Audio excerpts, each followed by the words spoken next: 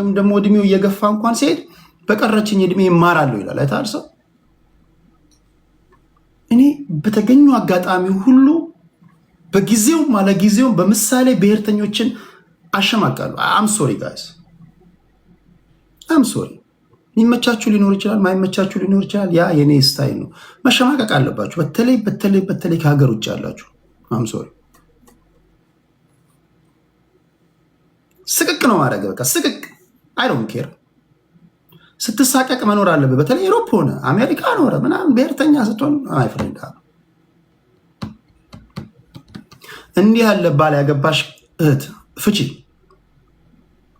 ባልሽ ብሔርተኛ ከሆነ ፍቺው ያፈርሰው። ፍቺው እናትዬ ፍቺው። ሚስት ብሔርተኛ ገና በባልና በሚስት ጉዳይ መጣባሉ። አም ሲሪየስ። ምክንያቱም ይሄ የመኖርና ያለመኖር ጉዳይ ነው። ወገኖቻችን በጣም አደገኛ ሁኔታ ውስጥ ያሉት እዚህ አንተ ከሀገር ውጭ ቁጭ ብለ አማራ፣ ኦሮሞ፣ ጉራጌ፣ ስልጤ፣ ትግራይ ምናምን ማለት የለብህ ማይ ፍሬንድ። በሰለጠነ ሀገር የምትማረውን ነገር ነው ላላዩ ሰዎች መናገር ያለብህ። ስለዚህ ያን ካላደረግ በተገኙ አጋጣሚ ሁሉ ማሸማቀቂያ ቃላቶች ይወረወሩባል ማለት ያለው። እሺ ደስ የሚለው ደግሞ ያደምጡኛል እኮ ቁጭ ብሎ ያደምጣሉ። አይገርም?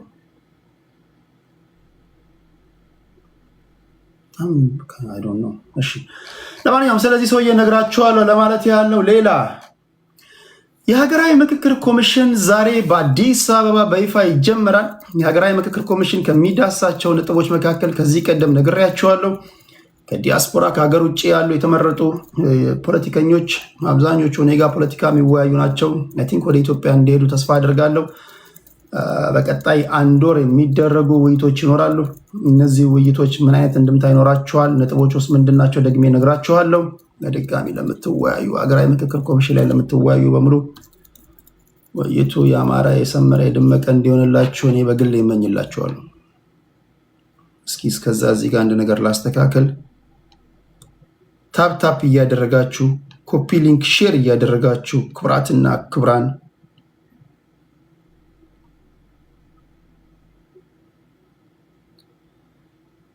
በፍቅራችን መሃል ጥያቄው በዝቶብኝ እኔ ውሸቴን ነው አልወዳትም ያልኳቸው እኔ አንቺን በመውደዴ ትንሽ ጋፕ ሲገኝ ራሱ ሚዲያ ላይ ያለው ሰውዬ በመዝፈን ጋፑን መሙላት አለበት የሚል እምነት ስላለኝ ነው የዘፈንኩት እንጂ ድምፅ ኖሮኝ አይደለም።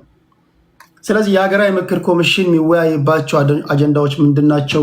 እነሱን ወደ እናንተ የማቀርብ ይሆናል። ወደ ደብረ ማርቆስ ተጉዞ ነበር ጠቅላይ ሚኒስትር አብይ አህመድ። በዚያ አንድ የኤርፖርት አስመርቀዋል። ተገንብቶ የተጠናቀቀ ኤርፖርት እዛ አካባቢ ነበሩ። እዛ ሄደው የተናገሩት ንግግር በአብዛኞቹ ዘንድ በተለይ አፄ ዮሐንስን አስመልክቶ የተናገሩት ንግግር ለትንታኔ ክፍተት የፈጠረ ሆኗል። ጠቅላይ ሚኒስትሩ የተናገሩት ንግግር ምንድን ነው? ትንታኔ የተሰጠበት ጉዳይ ስለምንድን ነው? ጠቅላይ ሚኒስትሩ ንግግር ወደ እናንተ አቀርባለሁ። ምናልባት በቅንጭብጭብታ ለማስደመጥ ያህል እስኪ ምን እንደደረሰበት ያውቃል። ታያል። በጣሊያን ጊዜ ምን እንደደረሰበት ያውቃል። ትግል፣ ፍልሚያ፣ ውጊያ ለእናንተ አዲስ ጉዳይ አይደለም። አባቶቻችሁ አልፈውበታል። ይሄን አሳያችኋለሁ ማለት ነው። ጠቅላይ ሚኒስትሩ ንግግር ወደ እናንተ አደርሳለሁ። ሌላ ምን አለ? ከሀገራዊ ምክክር ኮሚሽን ጋር በተያያዘ ጠቅላይ ሚኒስትር ቢሮ ወይም ደግሞ የብልጽግና ፓርቲ እንደ አጀንዳነት ያስያዛቸው ጉዳዮች አሉ። ከዚህ ቀደም በግምት ከነገርኳችሁ ነገሮች መካከል ተመሳሳዩ ቃላት ሳይሸራረፍ ሳይሰነጣጠቅ ራሱን ነው ያስያዙት። እኔ እኮ አልገምት እኔ አልገምት። አሁን አንዳንዱ የኔን ግምት ምናምን ይሰማና አንተማ ኢንሳይደር አለ ነግረው ነው ምናምን ይላል። ምቀኛ ነው። እኔ ከሚሆነው ከአንተ እርምጃ በመነሳት ነው ፕሪዲክት ማድረገው። ያ አይከብደኝም። የኢትዮጵያን ፖለቲካ ደግሞ ለመገመት ምን ይከብዳል? የሚከብዳችሁ አላችሁ? ለምሳሌ ሰማዩ ማቅላላቱን አይቶ ይዘንባል ማለት ይከብዳል? ኒኩለር ፊዚክስ ወይም ደግሞ ሮኬት ሳይንስ አይደለም ኢትዮጵያ ፖለቲካ። የሚከብዳችሁ አላችሁ። የኢትዮጵያን አይታችሁ መገመት ይከብዳችኋል ምን ሊሆን እንደሚችል። ፖለቲከኛ ባትሆኑ አይከብድም። አንዳንዶቻችሁ በቁም ነገር ስለማታዩ ምናምን ሊሆን ይችላል እንጂ ጀስትና መዶ ሲናገሩ ምናምን አይተ እየሆነ ያለውን ነገር የመንግስት ሰዎች የሚናገሩትን ምናምን አይተ ምን ሊፈጠር እንደሚችል ኢዚ በጣም ኢዚ ነው። የኢትዮጵያን ፖለቲካ አይተ ለመገመት ይሄ የሚከብዳችሁ ያላችሁ አይመስለኝም። ጀስት ትኩረት ስለማሰሩት ሊሆን ይችላል እንጂ አይከብድም። ለማንኛውም የሀገራዊ ምክክር ኮሚሽን ላይ ብልጽግና ፓርቲ ሰዎች ያስያዟቸው አጀንዳዎች ምንድናቸው? እሱን ነግራችኋለሁ። ክብራትና ክብራን፣ እሺ ይሄን ካልኩኝ በኋላ እንዴት ናችሁ? ሁሉ ሰላም ነው ወይ? ይሄ የሚሆነው ግን መጀመሪያ በህይወት ከኖርን ነው። አመዱ አማራ፣ ኦሮሞ፣ ትግራይ፣ ስልጤ፣ ጉራጌ ማትልበት ጊዜ ሊመጣ ይችላል። ነግሬያችኋለሁ። አይ ቶልድ ዩ ጋይስ የመካከለኛ ምስራቅ ጦርነት በአጭር የሚቋጭ አይደለም ብያችኋለሁ አላልኳችሁም? መስማማት የሚባል ነገር የለም። ቤንጃሚን ኔታንያሁ ካልፈቀደ በስተቀር አሜሪካ ፈረመች፣ ትራምፕ ፈረመ አልፈረመ፣ ይሄ ጦርነት አይቆምም ብያችኋለሁ። ቴሌግራም ላይ በተደጋጋሚ ጽፌላችኋለሁ። ገልፍ ሀገራት ላይ ያላችሁ አሁንም ልንገራችሁ፣ በድፍረት ልንገራችሁ፣ ዩናይትድ አረብ ኤምሬትስ፣ ባህሬን፣ ኳታር፣ ሳውዲ አረቢያ፣ እነዚህ ሀገራት ላይ ያላችሁ ኢትዮጵያውያን መውጣት የምትችሉ ከሆነ ይህን ንግግር አሳምሬ ደግመዋለሁ። አካባቢውን ለቃችሁ መውጣት የምትችሉ ከሆነ ፕሊዝ። ሪሪዬ እንዴት ነሽ? ከረጅም ጊዜ በኋላ ነው ይኸውልሽ። ሪሪዬ ሰላም ነሽ ወይ? የማንኪያ ነገድ በሀገር ውስጥም በውጭም ዋን ተጠሪ ለቃችሁ ውጡ ጋይስ። እኔ እየዘባረኩ አይደለም፣ እየተቀደድኩ አይደለም። አላችሁ እዛ ሀገር ያላችሁ እግዚአብሔር ይጠብቃችሁ። ጥንቃቄ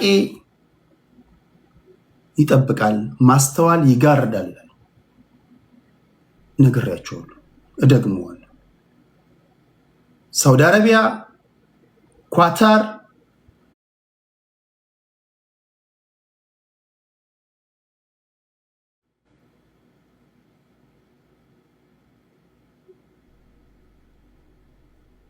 ጥሩልኝ። እነዚህ ሀገራት ላይ ያላችሁ ኢትዮጵያውያን መውጣት የምትችሉ ካላችሁ ፕሊስ ውጡ። በዚህ ወተን የት እንሂድ? ቴንኪው። ለዚህ ነው ከሀገር ውጭ ህውዬ እንዴት ነሽ? ህዊነት ለዚህ ነው ከሀገር ውጭ ሆነ ሀገርህን ውደድ ጠብቅ እምልህ። ለዚህ ነው ብዙዎቻችሁ አምሶሪ ይሄን በማለት ብዙዎቻችሁ የሀገር ነገር አይገባችሁም። ብዙዎቻችሁ አምሶሪ አእምሯችሁ ላይ ብሎን የታሰራችሁ ናችሁ። ከሀገር ውጭ ያላችሁ ሀገርን ከገዢው ፓርቲ ጋር ሰፍታችሁ ነው የምታዩት። ነው ሀገር ሌላ ነው፣ ገዢው ፓርቲ ሌላ ነው። አትሊስት ሀገር አለኝ ብላችሁ ወደ ሀገር ቤት መሄድ ቀላል ነገር አይደለም። ሀገር አላችሁ፣ ወገን አላችሁ። እግዚአብሔር ሀገሬን ይጠብቅልኝ፣ እግዚአብሔር ሀገሬን ኢትዮጵያን ይጠብቅልኝ፣ ህዝቦቿን ይጠብቅልኝ እያላችሁ ጸልዩ። ምንም ማድረግ ባትችሉ። ስለዚህ የከፋ ነገር ሲመጣ ትሄዳላችሁ። ፕሊስ እብዶችን እንዳትሰሙ። ብዙዎቻችሁ የምትሸወዱት እኔ መጥቼላችኋለሁ። አይዟችሁ፣ እኔ እየመነጠርኩኝ ነገር አሳያችኋለሁ። የትኛው እብድ ነው የትኛው ጤነኛ ነው ፍንትው አድርጌ እዚህ ጋር አሰጣላችኋለሁ። ብዙዎቹ ዲያስፖራዎች ንክር ናቸው። እኔ አፈርሰውን የፈለገ ቢዘንጥ እንዳታምኑ። ዝንጥ ብሎ ሱፍ ለብሶ ምናምን የሚናገረውን ንግግር አነጋገር አትበሉ። ዝንጥ ቢል ራሱ እብድ ነው። ልክ ነኝ? ሀገርን ጥላ ትፍረስ፣ ቁረጠው፣ አንድደው ምናምን ይላል። ትንሽ ቆይቶ ኖ ራሳችሁን ሰው እንግዲህ የኔን ያህል እንግዲህ ያወያያችሁ በኢትዮጵያ ምድር ላይ የለም አይደል? እኔ ነኝ የማውቃቸው። አብዛኛው በግል ህይወቱ ተስፋ ይቆርጣል። እነሱ የሚሏችሁን ሰምታችሁ ሀገራችሁን እንዳጠሉ። ለማንኛውም የመካከለኛ ምስራቅ ጦርነት በዚህ ልጀምርና ወደ አነሳውላችሁ በአርዕስተ ዜና ወይም ደግሞ በዋና ዋና ጉዳዮች ወደ ነገርኳችሁ ወሬዎች ይሄዳለሁ። ቴንኪው በሉኝ በእናታቸው እዚህ ጋር ጊፍት የሚሰጡኝ የማንኪያ ብሔሮች በወሬ ተጠምጄ ነው። ይሁላችሁ የመካከለኛ ምስራቅ ጦርነት ማይቆምበት ምክንያት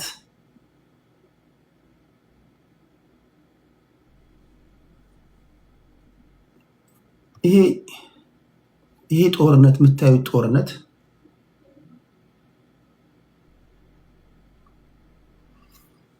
እጅግ ውስብስብ ስለሆነ ነው። ከዓለም ዋንጫ በኋላ በጣም በቅርቡ እጅግ በጣም በቅርቡ አሜሪካን ውስጥ ትልቅ ምድር አንቀጥቅጥ ሰልፎችን ታያላችሁ። አውሮፓ ውስጥ እጅግ ትላልቅ ረጃጅም ሰልፎችን በጣም በቅርቡ ታያላችሁ። ቆይ ጠብቁ። አሁን በዓለም ዋንጫ በምናምን በኢንተርቴንመንት ቢዚ ሆነው ነው ህዝቡ። የኑሮ ውድነቱ አለ። እየተወደደ ከመጣው የኑሮ ውድነት ጋር ተስተካክሎ መኖር የከበዳቸው ብዙ አሉ።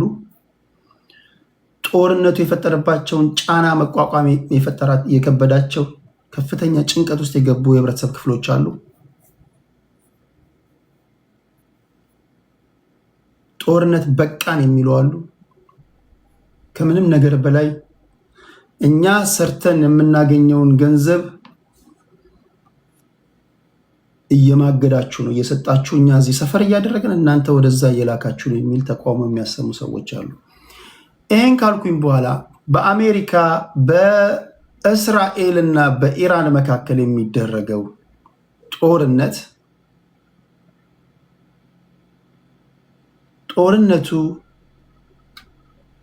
ከዚህ ቀደም ስንወያይበት ነበር፣ የሰማችሁ ታስታውሳላችሁ። ይሄ ጦርነት ውስብስብ መልክ የያዘበት ዋነኛ ምክንያት ጦርነቱ የአሜሪካ ጦርነት ባለመሆኑ ነው። ይህ ጦርነት የእስራኤል ጦርነት ነው። ባይናው አይ ቲንክ ማይገባችሁ የላችሁ ማለት ባይናው ይገባችኋል። በመካከለኛ ምስራቅ ጉዳይ ላይ አሜሪካ የራሷን ኢንተረስት አሳልፋ የምትሰጥ ሀገር ናት። የአሜሪካ ፖለቲካ በሙሰኞች የተጠላለፈ ነው። በነገራችን ላይ ዛሬ አንድ ነጭ አሜሪካዊን ኢንተርቪው ብታደርጉት ስለ ሀገሩ ጉዳይ እየሆነ ስላለው ነገር በቂ ግንዛቤ ያለውን አንድ አሜሪካዊ ብትጠይቁት እችን ሀገር ማን ነው እያስተዳድራት ያለው የሚል ጥያቄ ነው የሚጠይቃችሁ። እነሱም እየጠየቁት ያሉት ይህንን ነው። ከኛ ተሰዶ ሄደውን እንዳትሰማ። ከኛ ተሰዶ ሄደው እሱ ሌላ ነው የሚል ትክክለኛ ከኛ ተሰዶ ሄዶ ስላችሁ ከኛ ተሰዶ ሄደው የገባቸው ብዙ አሉ፣ የሚያውቁ አሉ። ይህ ጦርነት የእስራኤልን ኢንተረስት ለማስጠበቅ የሚደረግ ጦርነት ነው። ስለዚህ በማንኛውም ጉዳይ ላይ በተለይ በሚድል ኢስት ጉዳይ ላይ የአሜሪካ ፎሬን ፖሊሲ ቱዋርድስ እስራኤል ዳይሬክሽን የሚሄደው ለምንድን ነው ካላችሁ ቢኮዝ ኦፍ ሎቢስቶች ነው። የእስራኤል ሎቢስቶች የአሜሪካ ወታደሮችን የአሜሪካ ፖለቲከኞችን ለብዙ ዓመታት ሲጠመዝዙ ኖረዋል። አንዳንድ ጊዜ ሀገራት የቱንም ያህል ወዳጆች ቢሆኑ በናሽናል ኢንተረስት ጉዳይ ላይ ሁልጊዜ አይስማሙ። ትላንትና ቤንጃሚን ኔታንያሁ ፎክስ ኒውስ ላይ ቀርቦ የተናገረውን ንግግር ካደመጣችሁ እኔ ለእስራኤል የሚጠቅመውን ነው የማደርገው፣ ዶናልድ ትራምፕም ለአሜሪካ የሚጠቅመውን ነው የሚያደርገው። አንዳንድ ጊዜ የእኛ ኢንተረስት እና የነሱ ኢንተረስት ኮንትራዲክት ያደርጋል። እንዲህም ሆኖ ግን የእኛን ኢንተረስት የአሜሪካ ፖለቲከኞች ያስጠብቃሉ ብሎ ቃል በቃል ተናግሯል። ይህ መነጋገሪያ የሆነ ጉዳይ ነው። ከዚህ ጥያቄ መፍጠር ለሚፈልግ ሰው የሚፈጥረው ጥያቄ ለምን የሚል ነው። ለምሳሌ የቱንም ያህል ኢትዮጵያና ኬንያ ወዳጃሞች ቢሆኑ ጠቅላይ ሚኒስትር አብይ አህመድ ኢትዮጵያን በሚጠቅም ጉዳይ ላይ ለኢትዮጵያ ያደላል እንጂ ለኬንያ አይደለም። ወይም ደግሞ የቱንም ያህል ግብፅና ሞሮኮ ወይም ደግሞ ሶማሌና ሱዳንና ኬንያ ወዳጃሞች ቢሆኑ በናሽናል ኢንተረስት ጉዳይ ላይ ሁሉም ለሀገሩ ነው የሚያደለው። የአሜሪካ ፖለቲካ ላይ ግን እንደዛ አይደለም። የምታዩት ነገር እንደዛ አይደለም። ለምሳሌ ይሄ የምታዩት ጦርነት በቀጥታ የአሜሪካንን ኢኮኖሚ የሚጎዳ የአሜሪካንን ኢንተረስት የሚጣረስ ነው። ይሁን እንጂ እጅግ አስገራሚም አስቂኝም በሆነ መንገድ የአሜሪካ ፖለቲከኞች ጥቅማቸውን አሳልፈው ሲሸጡ ይታያል። መለስ ለኤርትራ አላዳላም ወይ ይለኛል።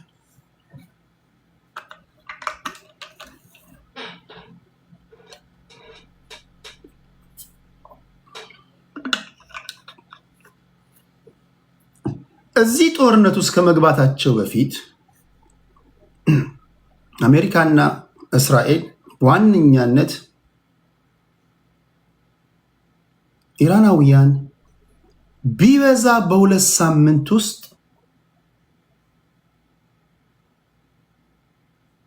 ኒውክሌር ወይም ደግሞ አቶሚክ ቦምብ ይይዛሉ። የሁለት ሳምንት ዕድሜ ብቻ ነው የቀራቸው የሚል መረጃ ነው የደረሳቸው። ይላችሁ አንድ ነገር ማወቅ ያለባችሁ ባይናው ሁሉም አሜሪካ እየገባ የመጣው ነገር አሜሪካ ውስጥ ያለው የስለላ መዋቅር ራሱ የተሳሳተ መረጃ ይደርሰዋል። ራሱ ሲአይኤ ራሱ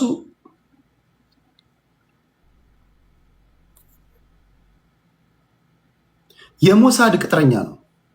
ስለዚህ ሞሳድ መረጃ ሲሰጧቸው አንድም ኢንፎርሜሽን ሊሰጧቸው ነው፣ አንድም ኮንፊውዝ ሊያደርጓቸው ነው። ይህን ነው እያወሩ ያሉት። ስለዚህ ስለ ኢራናውያን አሜሪካኖች ወይም ደግሞ የሪፐብሊካን ሰዎች የደረሳቸው መረጃ በሁለት ሳምንት ውስጥ አሜሪካንን ሊያጠፋ የሚችል ኒውክሌር ኦልሬዲ አብላልተው ጨርሷል የሚል ነው። ይህን ተከትሎ እየገነቡ ያሉትን ኒውክሌር ለማውደም ሪጂም ቼንጅ ለማድረግ ሪጂም ቼንጅ ካደረጉ በኋላ ለነሱ ምቹ የሆነ አስተዳደር ለመትከል ልክ አፍጋኒስታን ላይ እንዳደረጉት፣ ኢራቅ ላይ እንዳደረጉት፣ ሊቢያ ላይ እንዳደረጉት፣ ሱሪያ ላይ እንዳደረጉት በዛ ተነሳሽነት ነው ወደ ኢራን የመጡት። ከዛ በፊት ምናልባት በባራክ ሁሴን ኦባማ ጊዜ የምታስታውሱ ከሆነ ባራክ ሁሴን ኦባማ በስልጣን ላይ በነበረ ሰዓት ይሄ ጄሲፒኦኤ የሚባል ይሄ ጆይንት ኮምፕሬንሲቭ ፕላን ኦፍ አክሽን የሚባል በተለይ በኢራን የኒክለር ማብለያ ላይ የሚሰራ የሚቆጣጠር ቲም አዋቅሮ ነበር፣ በኢንተርናሽናል አቶሚክ ኤጀንሲ ስር ማለት ነው። ይህ እስራኤሎችን ስላላስደሰተ በተለይ ቤንጃሚን ኔታንያሁን ደስተኛ ስላላደረገ ይህንን ዶናልድ ትራምፕ አፍርሶት ቀጥታ የኃይል እርምጃ እንዲወሰድ ነው ያደረገው። የኃይል እርምጃ ሲወሰድ እንዴት ነው ግን እነሱ ለምሳሌ እንዴት ነው የእስራኤል ሎቢስቶች ምንድን ነው የሚያደርጉት የሚል ጥያቄ የምታነሱ ከሆነ እነዚህ ሎቢስቶች የሚያደርጉት ምንድን ነው? ዶነሮቻቸው ናቸው። ገንዘብ ይሰጧቸዋል። በምርጫ ቅስቀሳ ወቅት በተለያዩ መንገዶች ገንዘብ ይሰጠዋል። ገንዘብ ይሰጣል ማለት እንዴት አድርጌ ላስረዳችሁ? ለምሳሌ እዚህ ቲክቶክ ላይ ገንዘብ ስለሰጣችኋቸው ብቻ እንደፈለጋችሁ የምትጋልቧቸው ሰዎች የሉ።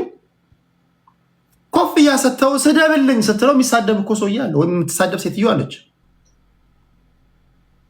አንበሳ ከሰጠውማ በቃ አለቀ። አንበሳ ከሰጠው የራሱን ሚስት ዘቅዝቆ ይሰድብልሃል፣ ወይ የራሷን ባል ትሰድብላለች።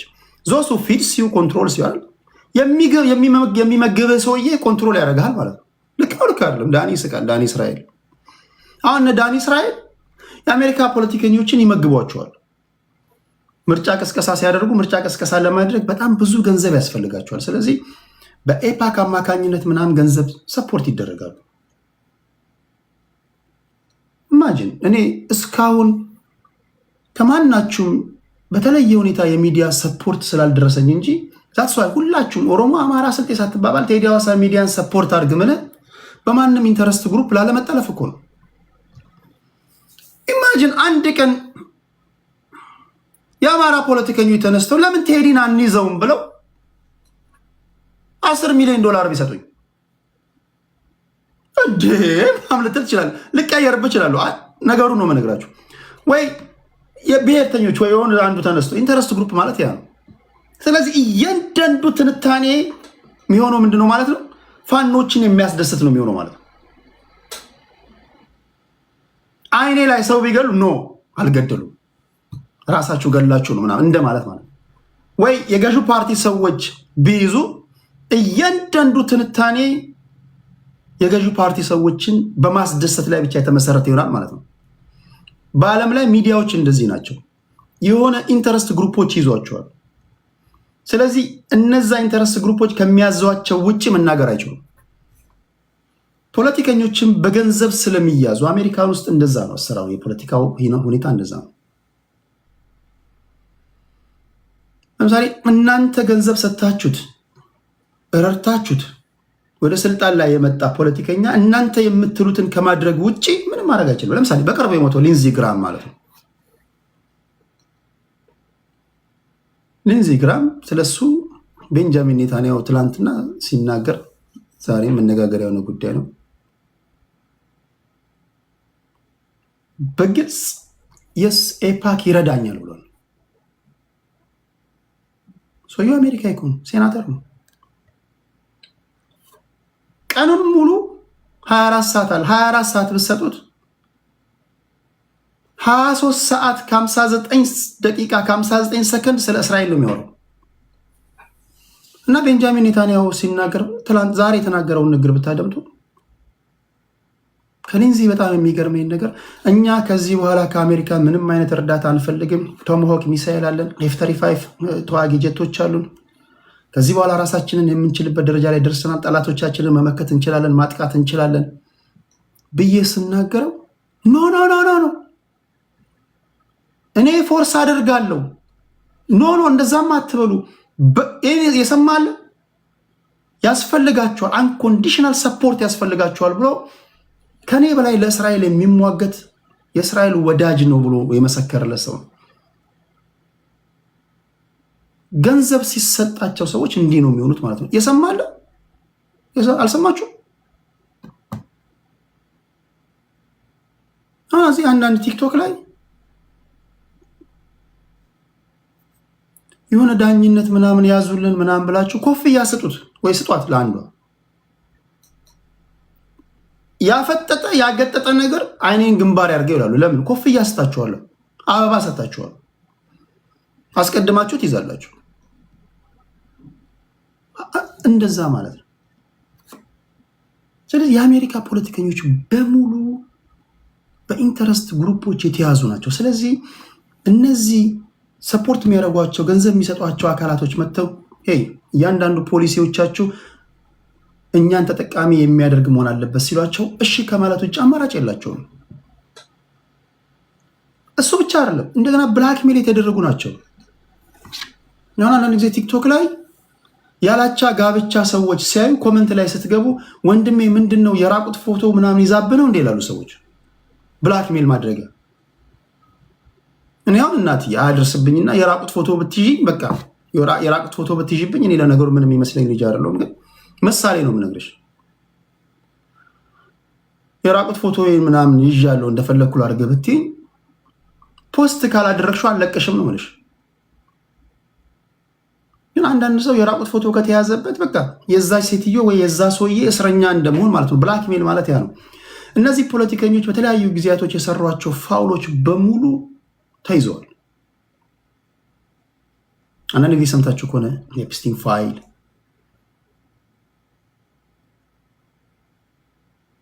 የሴቶች ደፈራ፣ ህፃናት ምናምን የተባለ የሚወጣው ሁሉንም ባይሆን አብዛኞቹ በደህናው ጊዜ እቺ ሰውዬ ካፈነገጠች እንይዛታለን ምናምን በሚል የተያዘባቸው ናቸው። ስለዚህ እያንዳንዱ ነገር ኢንክሉዲንግ ዶናልድ ትራምፕ ራሱ የራቁት ቪዲዮ የተያዘበት ሰውዬ ነው።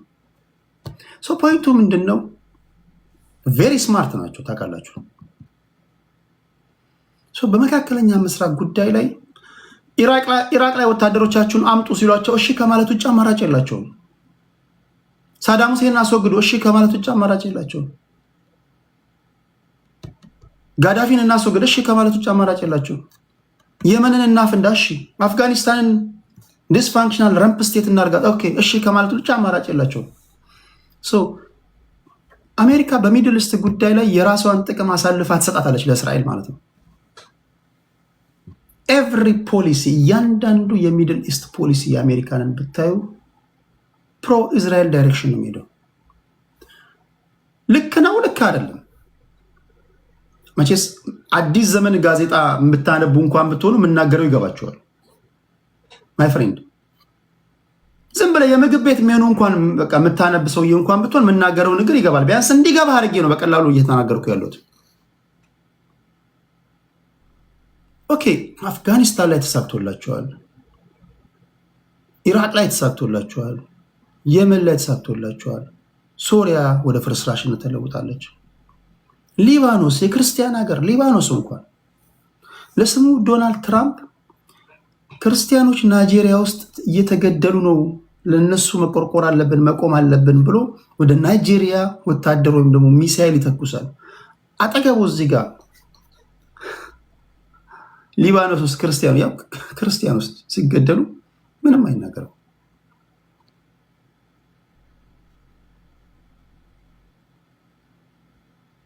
ሁሉም ቦታ ተሰርቶላቸዋል። የኢራን ለምንድን ነው የተለየ የሚሆነው? ዶናልድ ትራምፕ እንዳልኳችሁ ሲአይኤ ራሱ ኮንትሮል የሚደረገው በሞሳድ ነው። ይሄ እንግዲህ እኔ ቴዲ የምናገረው ንግር አለ። እኔ የፖለቲካ ሳይንቲስቶችን የሚሊተሪ ሰዎችን ትንታኔዎቻቸውን ጽሁፎቻቸውን አንብቤ አገላብጬ አይቼ አገላብጬ ነው የመጣው። ዝም ብዬ ከአልጋ ላይ እንደወረድኩ አይደለም የመጣሁት። እስከዛሬ ስናገር የነበረውን ታደምጡ የነበራችሁ ሰዎች ጦርነቱ ከመጀመሩ በፊት እንኳን እስካሁን ምንም የተዘበራረቀ ነገር አላያችሁም። ስለዚህ አሁን ጆን ኩሪያኮ የሚባል ሲአይኤ ውስጥ የነበረ ሰውዬ አሁን ወጥቶ ዲክላስፋይድ የሆኑ ወይም ደግሞ እንዲናገር የተፈቀደለትን ነገር ሲናገር ብትሰሙት የሲአይኤ ሰዎች ራሳቸው በሞሳድ ሰዎች ወይም አለቆቻቸው የሞሳድ ሰዎች ናቸው። አንዳንድ ጊዜ የሞሳድ ሰዎች ድንገት ይመጡና እዚህ አካባቢ ላይ ሊፈነዳ ነው እንደዚህ አድርጉ ይሏቸዋል።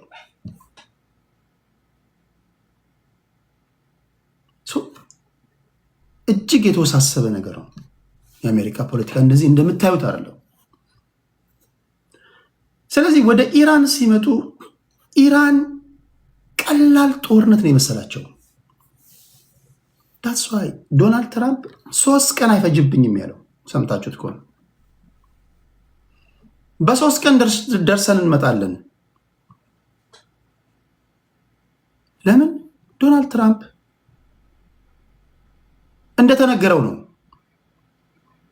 ዶናልድ ትራምፕ እንደነገራችሁት ነው። አባይ ናይል እኮ የሚመነጨው ከግብፅ ነው ብላችሁ ከነገራችሁት እንዴት ኢትዮጵያ ግድቡን ትገነባለች? አባይ እኮ የሚመነጨው እኮ ከግብፅ ነው ብሎ የሚናገር ሰውዬው ነው። አባይ ከየት እንደሚመነጭ አያውቅም ሰውዬው። ገብቷችኋል? የኢራንም ጉዳይ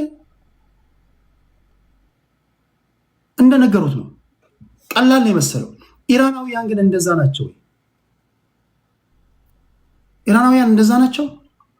ሂስትሪን ከ9ኛ ክፍል ጀምሮ ቢያንስ እስከ 9 እንኳን የተማራችሁ እንኳን ይሄ የፐርዢያ ስልጣኔ ምን ያህል ስልጡን እና ምጡቅ መሆኑን ትረዳላችሁ። እኚህ ሰዎች ኢራቅ ላይ የደረሰውን ያዩ ናቸው። አፍጋኒስታን ላይ ደረሰውን ያዩ ናቸው። ሊቢያ ላይ ደረሰውን ያዩ ናቸው። የመን ላይ ደረሰውን ሲያዩ የኖሩ ናቸው።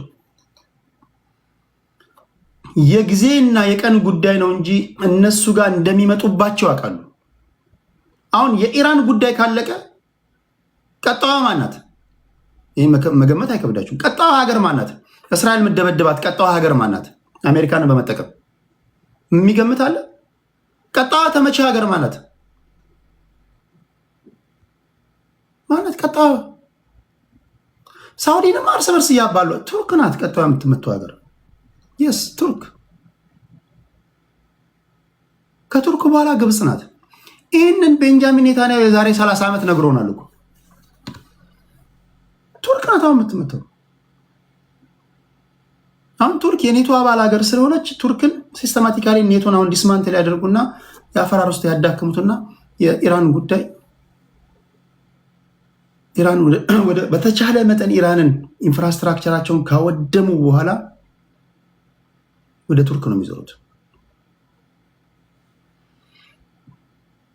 ዋነኛ ዓላማው ምንድን ነው ካላችሁ መካከለኛ ምስራቅ ላይ ታላቋ እስራኤልን የመገንባት ፕሮጀክት ነው።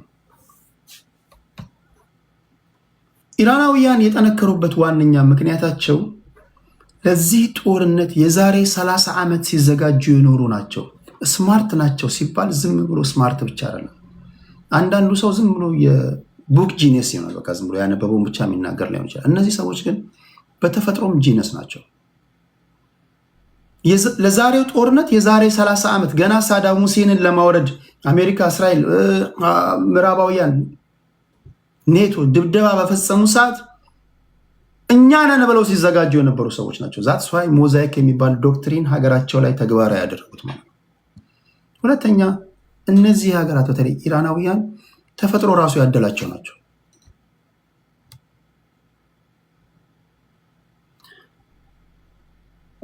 ስዊዘርላንድ ላይ ሄደው ኤምኦዩ ወይም ደግሞ ይሄ ሜሞራንደም ኦፍ አንደርስታንዲንግ፣ አንዳንዶች ሜሞራንደም ኦፍ ሚስ አንደርስታንዲንግ ይሉታል። እሱን ተፈራረሙ ሲባል እዚህ ጋር የሳኩኝ ስነግራችሁ ነበር።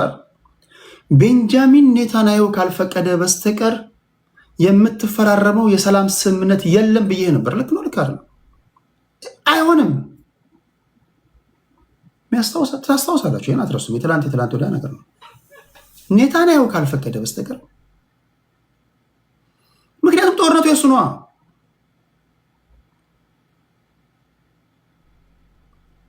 ጦርነቱ የሱ ነው። የምትዋጋው ጦርነት ያንተ ካልሆነ የሚያዋጋህን አጀንዳ ወይም የሚያዋጋህን አካል ዩቲሊቲ ሳቲስፋይ እስካላደረክ ድረስ መዋጋት ይቀጥላል ማለት ነው።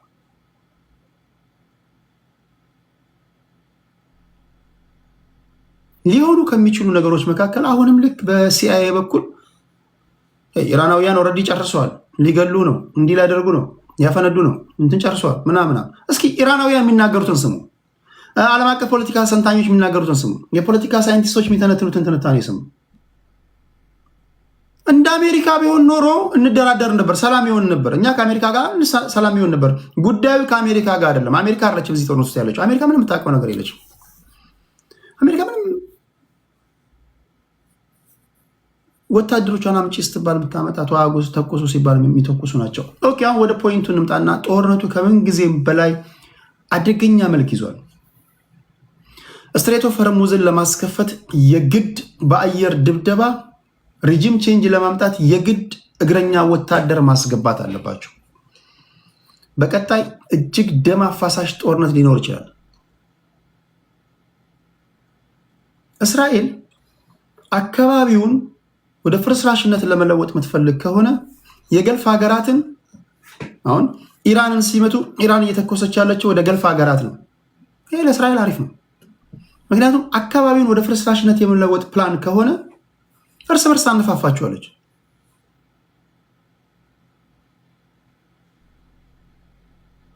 እነዚህ የገልፍ ሀገራት የምታውቋችሁ ታውቃላችሁ፣ አብዛኞቻችሁ በረሃ ላይ ያሉ ናቸው። በነገራችን ላይ ኢራናውያን እነዚህን የገልፍ ሀገራት ለማጥፋት 10 ደቂቃ አይፈጅባትም። በጣም ጀነረስ ሆኖ ነው እስካሁን ያቆዩቸው። በጣም ጀነረስ ሆኖ ነው እስካሁን ያቆዩቸው።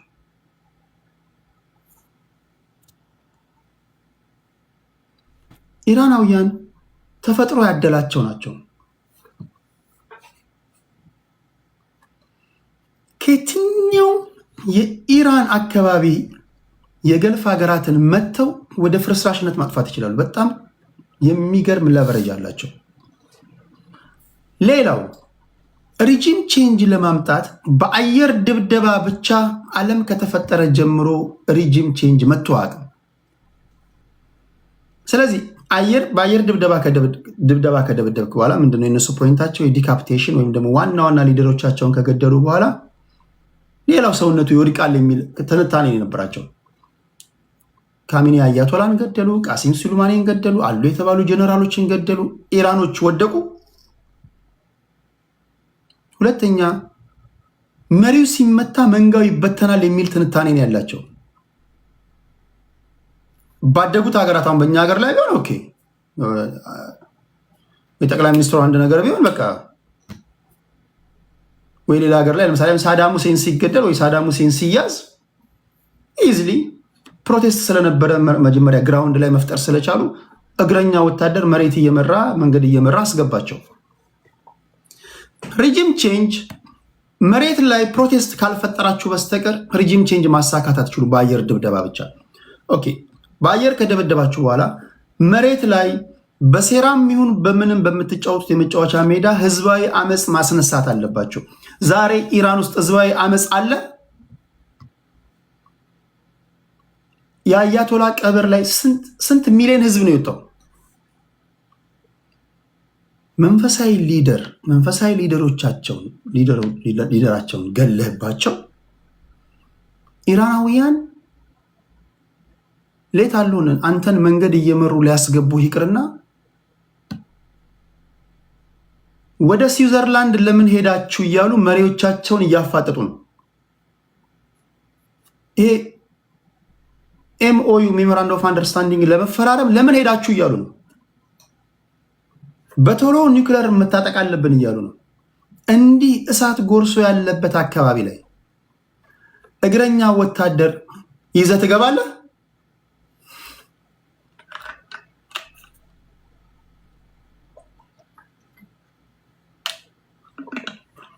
እግረኛ ወታደር ይውላችሁ መሬት ላይ ያመፀ ህዝብ ካለ ነው። ያመፀ ህዝብ በሌለበት እግረኛ ወታደር የሌላ ሀገር እግረኛ ወታደር መንግስት ልቀይር ብሎ ከገባ ለታሪክ ነጋሪ አንድ አይቀርም። ዛሬ ኢራናውያን በተለያዩ ሚዲያዎች ሲናገሩ እንደምትሰሙት እንደው መቼ ነው እግረኛ ወታደሮቻቸውን የምታመጡት እያሉ ነው። ስለዚህ ይሄ ጦርነት ምንድን ነው የሚሆነው?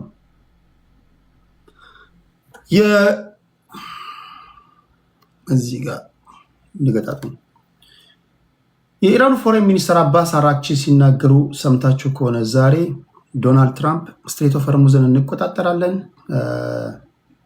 ከተቆጣጠርን በኋላ በዛ በኩል የሚተላለፉ እያንዳንዱ መርከብ 20%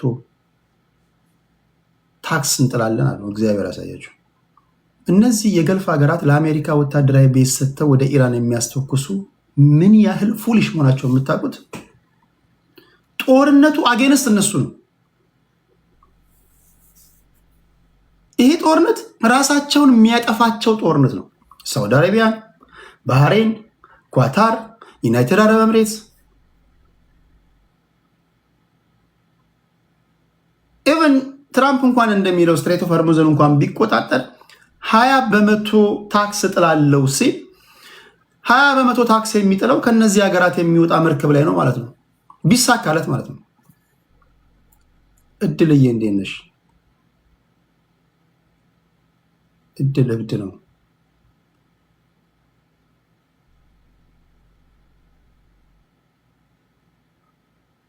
ይህ ጦርነት ማቆሚያ የሌለው ጦርነት ነው። ስትሬት ኦፍ ሆርሙዝ አሁን ተዘግቷል። የነዳጅ ዋጋ ጨምሯል። ቀጥሎ ይሄ ቀይ ባህር ይዘጋል። የመን የሁቱ ታጣቂዎች እንደምታውቁት ነው እዛ አካባቢ ላይ ይንቀሳቀሳሉ። ሰዎች ነዳጅ ላይ ብቻ ስለሚያተኩሩ ነው እንጂ በዛ አካባቢ ላይ ፈርቲላይዘር ይጓጓዛል። ማዳበሪያ ደግሞ አልተጓጓዘም ማለት ገበሬዎች ማረስ አይችሉም። በማደግ ላይ ያሉ ሀገሮች በተለይም ደግሞ ድሃ ሀገራት በእጅጉ የሚጎዱበት ጉዳይ ነው። ማዳበሪያ ካላገኙ ገበሬ አያርስም። ገበሬ ካላረሰ ደግሞ ምግብ የለም ማለት ነው። ማይ ፍሬንድ ይህን ንግግር የምትሰማ በሙሉ እያንዳንድህ ለወገንህ ጸልይ። ይሄ አማራ፣ ኦሮሞ፣ ስልጤ፣ ትግሬ የምትልበት አይደለም። ትግራዋይ ምናምን የምትልበት አይደለም። አመዶ እየሰማችሁ ነው። የእኛ ሀገር ብሔርተኞች ትልቁ ችግራቸው የዓለም አቀፍ ሁኔታን ከስንት አንዱ ካልሆነ በስተቀር አዩ ጠዋት አፉን ባልፋቀበት ወይም ደግሞ አፉን ሳይቅመጦመጥ ይመጣል። አማራ ምናምን ይላል። ኦሮሞ ትግራይ ይላል። ማይ ፍሬንድ እጅግ የዓለም ነባራዊ ሁኔታ ወደ ኒውክለር ጦርነት ልንገባ ነው። ኢትስ ኦኬ። ሀገር ሰላም ሲሆን ትላለህ። የት ሄድብሃል? 1 2 3 ድምፅ ይሰማል። የት ሄድብሃል? አመድ ወደ ትሞት ነው። ወደ ኒውክለር ጦርነት ዓለም የምትገባ ከሆነ አሁን አንዳንዱ በህይወቱ ተስፋ የሌለው ሰው ባለቀን ይላል። እኔ ኮመንትን አይቼ እንዴት ያለ ኑሮ እየገፋ እንዳለ ልገምት እችላለሁ። ባለቀን ምናምን ካልክ ማይ ፍሬንድ አንተ ተስፋ ያጣ ሰው ነው ማለት ነው። ተስፋ ያላቸው ሰዎች እንዲያሉ ትንሽ በህይወታቸው ተስፋ ሰጪ እንቅስቃሴ ውስጥ ያሉ ሰዎች ያሰጋቸዋል ይሄ ነገር። ያ ወይኔ ቢዝነሴ እንዴት ሊሆን ነው? እቅዴ ምን ሊሆን ነው? ልጆቼን እንዴት ላደርግ ነው ምናምን ይላል። ተስፋ ያለው ሰው እንዲህ ነው የሚለው። እነዚህ ተስፋ የሌላቸውስ? ተስፋ የሌላቸው ሰዎች ብዙ ጊዜ አየሩን ይዙታል። ተስፋ የሌላቸው ሰዎች ምድር ዛሬ ድብልቅልቋ ቢወጣ ደስ ይላቸዋል። ደሬ ቴንኪው ደሬ፣ የዘውትር አድማጫችን ቴንኪው ደሬ። ልክ ነኝ። እስኪ ይዋቸው ተስፋ ያላቸው በህይወታቸው ተስፋ ያላቸው ሰዎች የሚተነትኑትን ትንታኔና በግል ህይወታቸው ተስፋ የቆረጡ ሰዎች የሚተነትኑትን ትንታኔ ስሙ። ኢቨን የብሔር ፖለቲካ ውስጥ እንኳን ሆነው ከአንደበታቸው የሚወጣውን ንግግር እስኪ ስሙ። እኔ እንደዛ ነው ማያቸው። ኢቨን የብሔር ፖለቲካ ውስጥ ሆነው እነዚህ በግል ህይወት እኔ በግል ነው ማየው። እሱ ማታለሉን ይኸው አማራ እንደ ኦሮሞ እንደ ስልጤ እንደ ትግራይ ምናምን የምትለው እኔ በግል ነው ማያቸው። እንደዛ እንኳን ሆነ በግል የምተነትኑትን ትንታኔ አይቼ በግል ህይወት ተስፋ የቆረጥ ሰውና ተስፋ ያለ ሰው መሆንን ልነግር ይችላል። አም ሶሪ ያ እነዚህ ትንሽም ብትሆን ተስፋ ያላቸው በግል ህይወታቸው ተስፋ ሰጪ እንቅስቃሴ ውስጥ ያሉ ሰዎች ፖለቲከኞች ለአንደበቶቻቸው ለሚናገሩት ንግግር በጣም የተመጠነ ጥንቃቄ ለሌላው ያስባሉ። ምክንያቱም የነሱ ሰላም የሚረጋገጠው የሌላው ሰላም በመሆን ነው። የሰዎችን ጉዳት ምናምን ይናገራሉ እንጂ ወደ ከፋ እልቂቱ ሰዎች እንዳይገቡ ጥንቃቄ ያደርጋሉ። ራይት በጣም ኬርፉሊ ነው ወርዳቸውን ቃላቶቻቸው የሚመርጡት። ምክንያቱም የሚፈጥሩት ንግግር የሚናገሩት ንግግር አደጋ የሚፈጠር ከሆነ የነሱም ህልውና አደጋ ውስጥ ሊወድቅ እንደሚችል ስለሚያውቁ ማለት ነው። እነዚህ ተስፋ የሌላቸውስ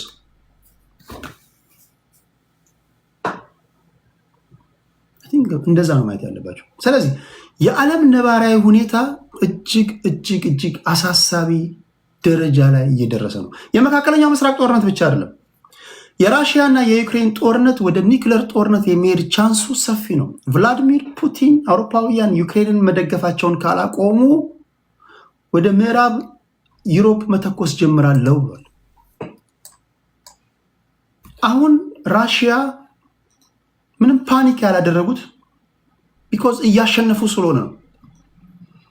ራሽያዎች እነዚህ ኔቶና ምዕራባውያን እነዚህ ዝም ብለው ዩክሬንን በመደገፍ ሰበብ ራሽያን ማጥቃት ከጀመሩና እንደሚሉት ራሽያውያን እየተሸነፉ ከሆነ ቀጥታ ወደ ኒውክለር ጦርነት ነው ዓለማችን የሚገባ። ቢኮዝ ስቴት ዴስፐሬት ሲሆን ወይም ስቴት ቢከምስ ዴስፐሬት ዊ ዶንት ኖ ምን አይነት አክሽን እንደሚወስዱ አታውቅም።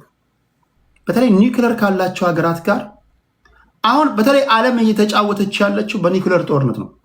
ኒውክለር ደግሞ በኒውክለር መሳሪያ ነው። ኒውክለር ደግሞ መታኮስ ተጀመረ ማለት እኔም አንተም አንተርፍም። እንተርፋለን።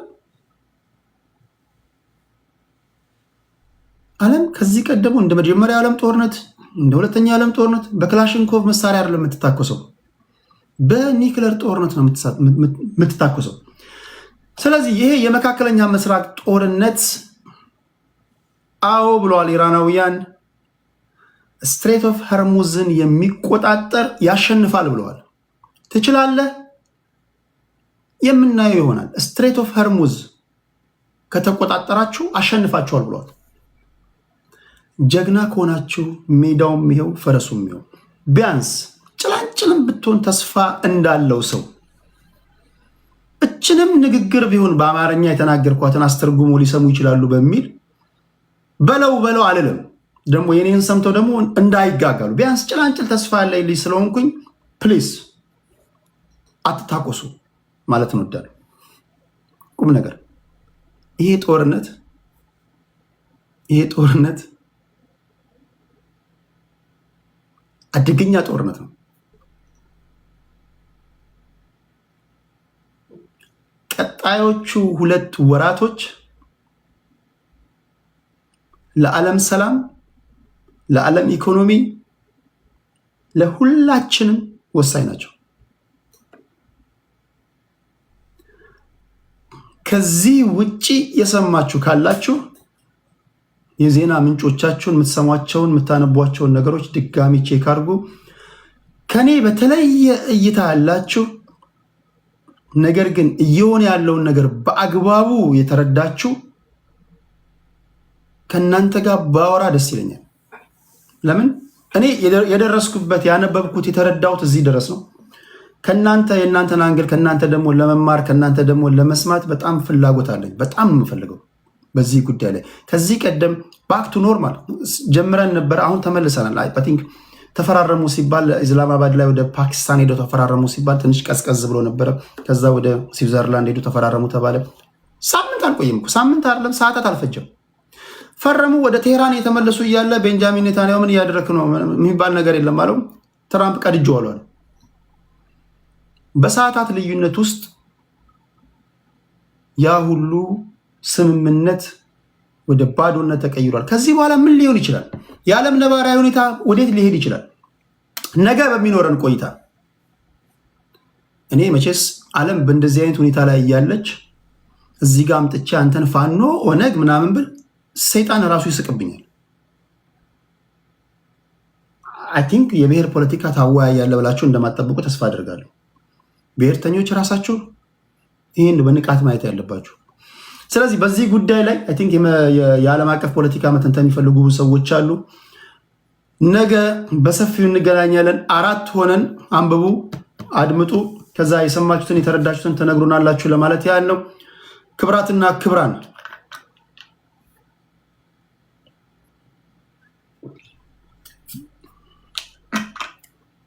ጀነራል ሞተ ይለኛል እዚህ ጋር አንድ አድማጬ። የምን ጀነራል ነው የሞተው?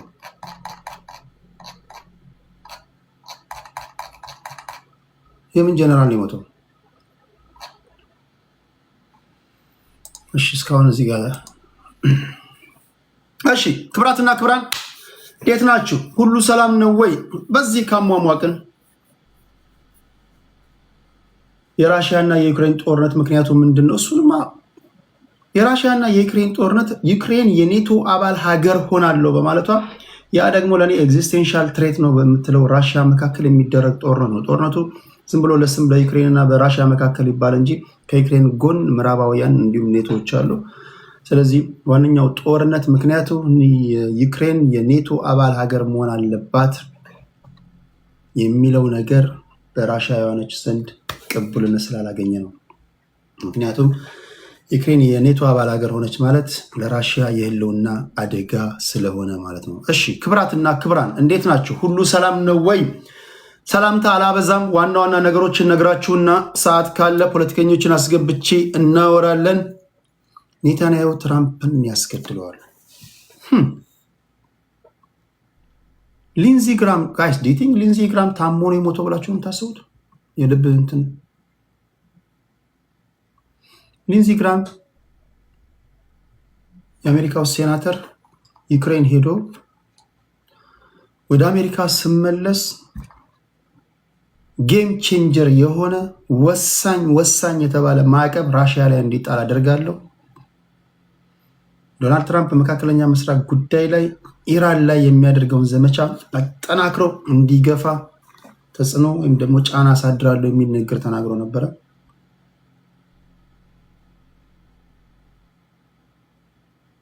ማ ሊሆን ይችላል? ታሞም ሊሆን ይችላል። አይ ዶንት ኖ። ግን ሁሉም ነገር ለኮንስፓይረሲ ክፍት ስለሆነ እኔን ብትጠይቁኝ አይመስለኝም። ሊንዚ ግራም የጎበኘው የድሮን ማምረቻም በቦታው የለም። ምክንያቱም ራሻውያን በነገራችን ላይ ፎቶ አይተው ያላችሁበትን ሎኬሽን ወዲያው ትሬስ የማድረግ አቅም አላቸው። አይ ዶንት ኖ አንዳንዶች እዛው ዩክሬን ውስጥ ነው የተመታው አስክሬኑ ነው የመጣ ይላሉ። አንዳንዶች እዛው በአሜሪካ በሚገኝ በቤቱ ነው የተመታው ይላሉ። አንዳንዶች በልብ ነው ይላሉ። የሆነ ሆኖ ሁሉም ሰው የራሱን መላምት ነው የሚያስቀምጠው። አንዳንዱ ራሻዎች ናቸው ኬጂቢ ነው ምናምን ሊል ይችላል። እሺ ለማንኛውም ክብራትና ክብራን የመጀመሪያው ዜና ላይክ፣ ሼር፣ ሰብስክራይብ እያደረጋችሁ ሱፐር ስቲከር፣ ሱፐር ቻት ልክ እንደ ደረጀ እየገዛችሁ ደሬ ቴንክ ዩ አሌክስ አበሻ አሌክሳችን እንዴት ነህ? ዌልካም ባክ ቴዶ ቴንክ ዩ ደሬ።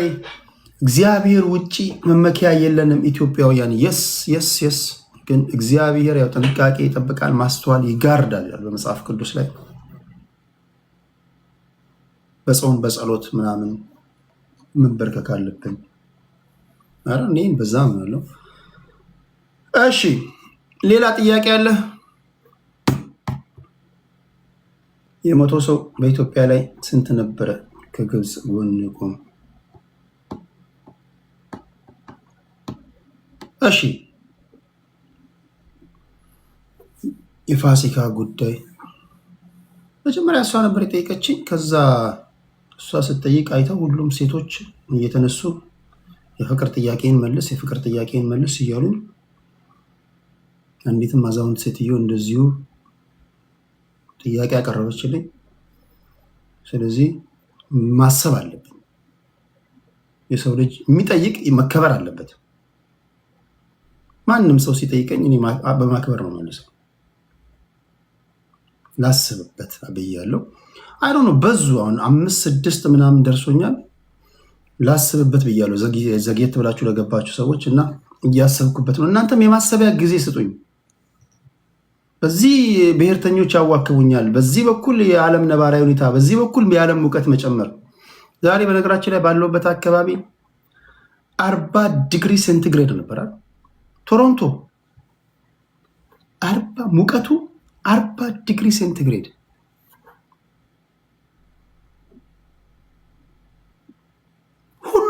ሙቀቱ ታውቃላችሁ። ሙቀት ደግሞ ሲኖር ብዙ ነገር ይለጠጣል። ያልጨመረ ነገራችን የለም። ሁሉም ነገራችን ጨምሮ ነው ያወለዛል። ኢቨን አይደለም እንኳን እኛ ቀርቶ ኤፍል ታወር ራሱ ፍራንስ ያለው ራሱ ህንፃው እንትኑ ብረቱ እሱ ራሱ ቁመት ጨምሮ አለው። ታውቃላችሁ ኤክስፓንድ አድርጓል። በውስጡ ያሉ ሞሌኩሎች ኤክስፓንድ ስለሚያደርጉ ብረቱ ረዘማሉ። ቻይና 42 ነው። በጣም ከባድ ሙቀት ነበረ። አይ ቲንክ ነገ ከነገ ወዲያ ለ3 ቀን ትንሽ እንትን ይላል የሚል እምነት አለኝ። በጣም በጣም በጣም ከባድ ሙቀት ነበር። 40 ማለት ዲግሪ ሴንቲግሬድ ነው። 40 ሂሚዲቲ በጣም ብዙ ነው አይደል? እስኪ ያላችሁ ሰዎች 45 46 ምናምን እጅግ በጣም ዩናይትድ አረብ ኤምሬትስ 45 ነው። 48 ነው ዱባይ። ፋራናይት ነው ወይስ ዲግሪ ሴልሺየስ? ያ ቶሮንቶ ያሉትን ጠይቋቸው። በጣም ከባድ ሙቀት ነበር ዛሬ። ዋርኒንግ ሁላ ነበር። ዋርኒንግ ሁላ። እጅ ይረዝማል፣ እግር ይረዝማል። ልብ አላላችሁ ማለት ሽንት መሽኛ ይረዝማል። አንዱ እንደውም በተፈጥሮ ትንሽዬ ሽንት መሽኛ ያለው ሰውዬ በሙቀት ጨምሮበት አሉ አቤቱ በዚሁ ቢቀርልኝ ብሏል አሉ። ይመለሳል። ቅዝቃዜው ሲመጣ ይኮማተራል። አይዞ ሁሉ ነገርን ይለጥጠዋል። ለንደን 15 ተመስገን። ኦኬ እሺ፣ የመጀመሪያው ዜና ክብራትና ክብራን ታፕታፕ እያደረጋችሁ እዚህ ያላችሁ ኮፒ ሊንክ ሼር እያደረጋችሁ የኃይል ስርቆትን በተመለከተ ኢትዮጵያ ውስጥ ጥቆማ የምትሰጡ ሰዎች መንግስት የሚጥለውን ቅጣት 25% ታገኛላችሁ ይላል። ምን ማለት ነው? መንግስት በተለይ ከፍተኛ ተቋማቶች፣ ከፍተኛ ካምፓኒዎች ሲያጭበረብሩ ካያችሁና ወንጀለኛ መሆናቸው ተረጋግጦ ሌትስ ሴይ 1 ሚሊዮን ብር ቅጣት ቢጣልባቸው የ1 ሚሊዮን 25% ስንት ነው? 250,000 ብር ታገኛላችሁ ማለት ነው። ዜናው እንዲላል የኃይል ስርቆትን በተመለከተ ጥቆማ ለሚሰጥ ከተጣለው ቅጣት የ25% ኮሚሽን እንደሚያገኝ ተነግሯል። በሀገሪቱ የተለያዩ አካባቢዎች የሚፈጸሙ የኤሌክትሪክ ኃይል ስርቆትን ለመግታትና በመሰረተ ልማት ላይ የሚደርሱ ጉዳቶችን ለመከላከል የተቀናጀ ቁጥጥር ስራ የተከናወነ ነው ይላል መንግስት። በተለይ የኃይል ስርቆት ዘረፋ ኢትዮጵያ ውስጥ በስቷል። ይህ ኤሌክትሪክ ገመድ የሚዘርፉ በጣም ብዙ ናቸው። እነዚህን መጠቆም አለባችሁ። ለ25% ብላችሁ ሳይሆን ለራሳችሁ ብላችሁ የሀገር ሀብት ነው የሚወድመው። በመሰረተ ልማት ላይ የሚደርሱ ጉዳቶችን ለመከላከል የተቀናጀ የቁጥጥር ስራ እየሰራን ነው። የአገልግሎቱ የሽያጭና የደንበኛ አገልግሎት ዳይሬክተር አቶ ይህይስ ስዩም የኃይል ስርቆቱ በዋናነት የኤሌክትሪክ ቆጣሪዎችን በትክክል እንዳይቆጥሩ በማድረግ ወይም መስመር ወደ ቆጣሪው ከመግባቱ በፊት በቀጥታ በመጥለፍ ወደ መኖሪያ ቤቶችና የኢንዱስትሪ ማሽኖች በመውሰድ እንደሚፈጸም ተናግሯል። ትላንት በዜና እየሰማው ነበር። አንዱ እንጀራ ጋጋሪ ያሉ ከሆነ አካባቢ መጥቶ ለዘላቂ ሰላም ስለ የመጣበትን አካባቢ አነግራችሁ በኋላ ብሔርተኞች እኛን ጠልነህ ምናምን እንዳትሉ፣ ብቻ ኢትዮጵያዊ ነው። ከሆነ አካባቢ ከሆነ መጣ እንጀራ በመጋገር ስራ ላይ የተሰማራው 5 ዓመት ሙሉ እንጀራ ጋግሯል። 5 ዓመት ሙሉ እንጀራ ሲጋግር ግን ከዋናው መስመር ወስዶ ነው እና በኤሌክትሪክ ምጣድ ነው የሚጋግረው። ከዋናው ወስዶ ነው። መብራት አይመጣበት፣ ማገዶ የለው። ምን አለ እንዲህ እንኳን ወስዶ እንጀራ ምን አለ እንደው 2 ብር ቢሸጥ። የኛ ሀገር እኮ ስግብግብ ነጋዴ እኮ ሶሪ እኛ ሀገር ያላችሁ ነጋዴዎች አብዛኞቻቸው ስግብግብ ናቸው። በነገራችን ላይ ክብራትና ክብራን እንኳን ደስ አላችሁ። በቅርብ ጊዜ ውስጥ ለእናንተ ማስታወቃችሁ አንድ ማስታወቂያ ይኖራል። የራሴ የስራ ውጤት ማለት ነው። የራሴ የስራ ውጤት ከቤተሰብ ጋር የምናደርገው ነገር ይኖራል። የኑሯችሁን ሁኔታ ከግምት ያስገባ በተመጣጣኝ ሁኔታ የምናቀርበው ነገር ነው። በትዕግስት ጠብቁኝ። ሌላው ከዚህ ጋር በተያያዘ ቶሮንቶ ካናዳ ውስጥ ያላችሁ ድራይቪንግ ላይሰንስ የሌላችሁ ቴዲ ሐዋሳን ኮንታክት አድርጉት። ከኦልስታር ጋር በመተባበር ደረጃችሁን የጠበቃችሁ አሽከርካሪዎች እንድትሆኑ እናደርጋችኋለን። ፓኬጅ ለምትፈልጉ ኢንክላስ ትሬኒንግ እንሰጣችኋለን። ኦንላይን ላይ ነው የምትማሩት። እሱን ከጨረሳችሁ በኋላ ኢንካር ትሬኒንግ ትወስዳላችሁ፣ ትፈተናላችሁ፣ ድራይቪንግ ላይሰንሳችሁን ታገኛላችሁ። ነገሮች እየጠነከሩ ነው። አይ የኦንላይን ክላሱ ይቅርብን ትምህርቱን ብቻ እንማራለን ካላችሁ እሱን እናደርጋለን። በ647-687-3534 ላይ ደውላችሁ የምትፈልጉትን ነገር ሄይ ቴዲ ሄሎ ምናምን ብላችሁ የምትፈልጉትን ነገር ጠይቁን።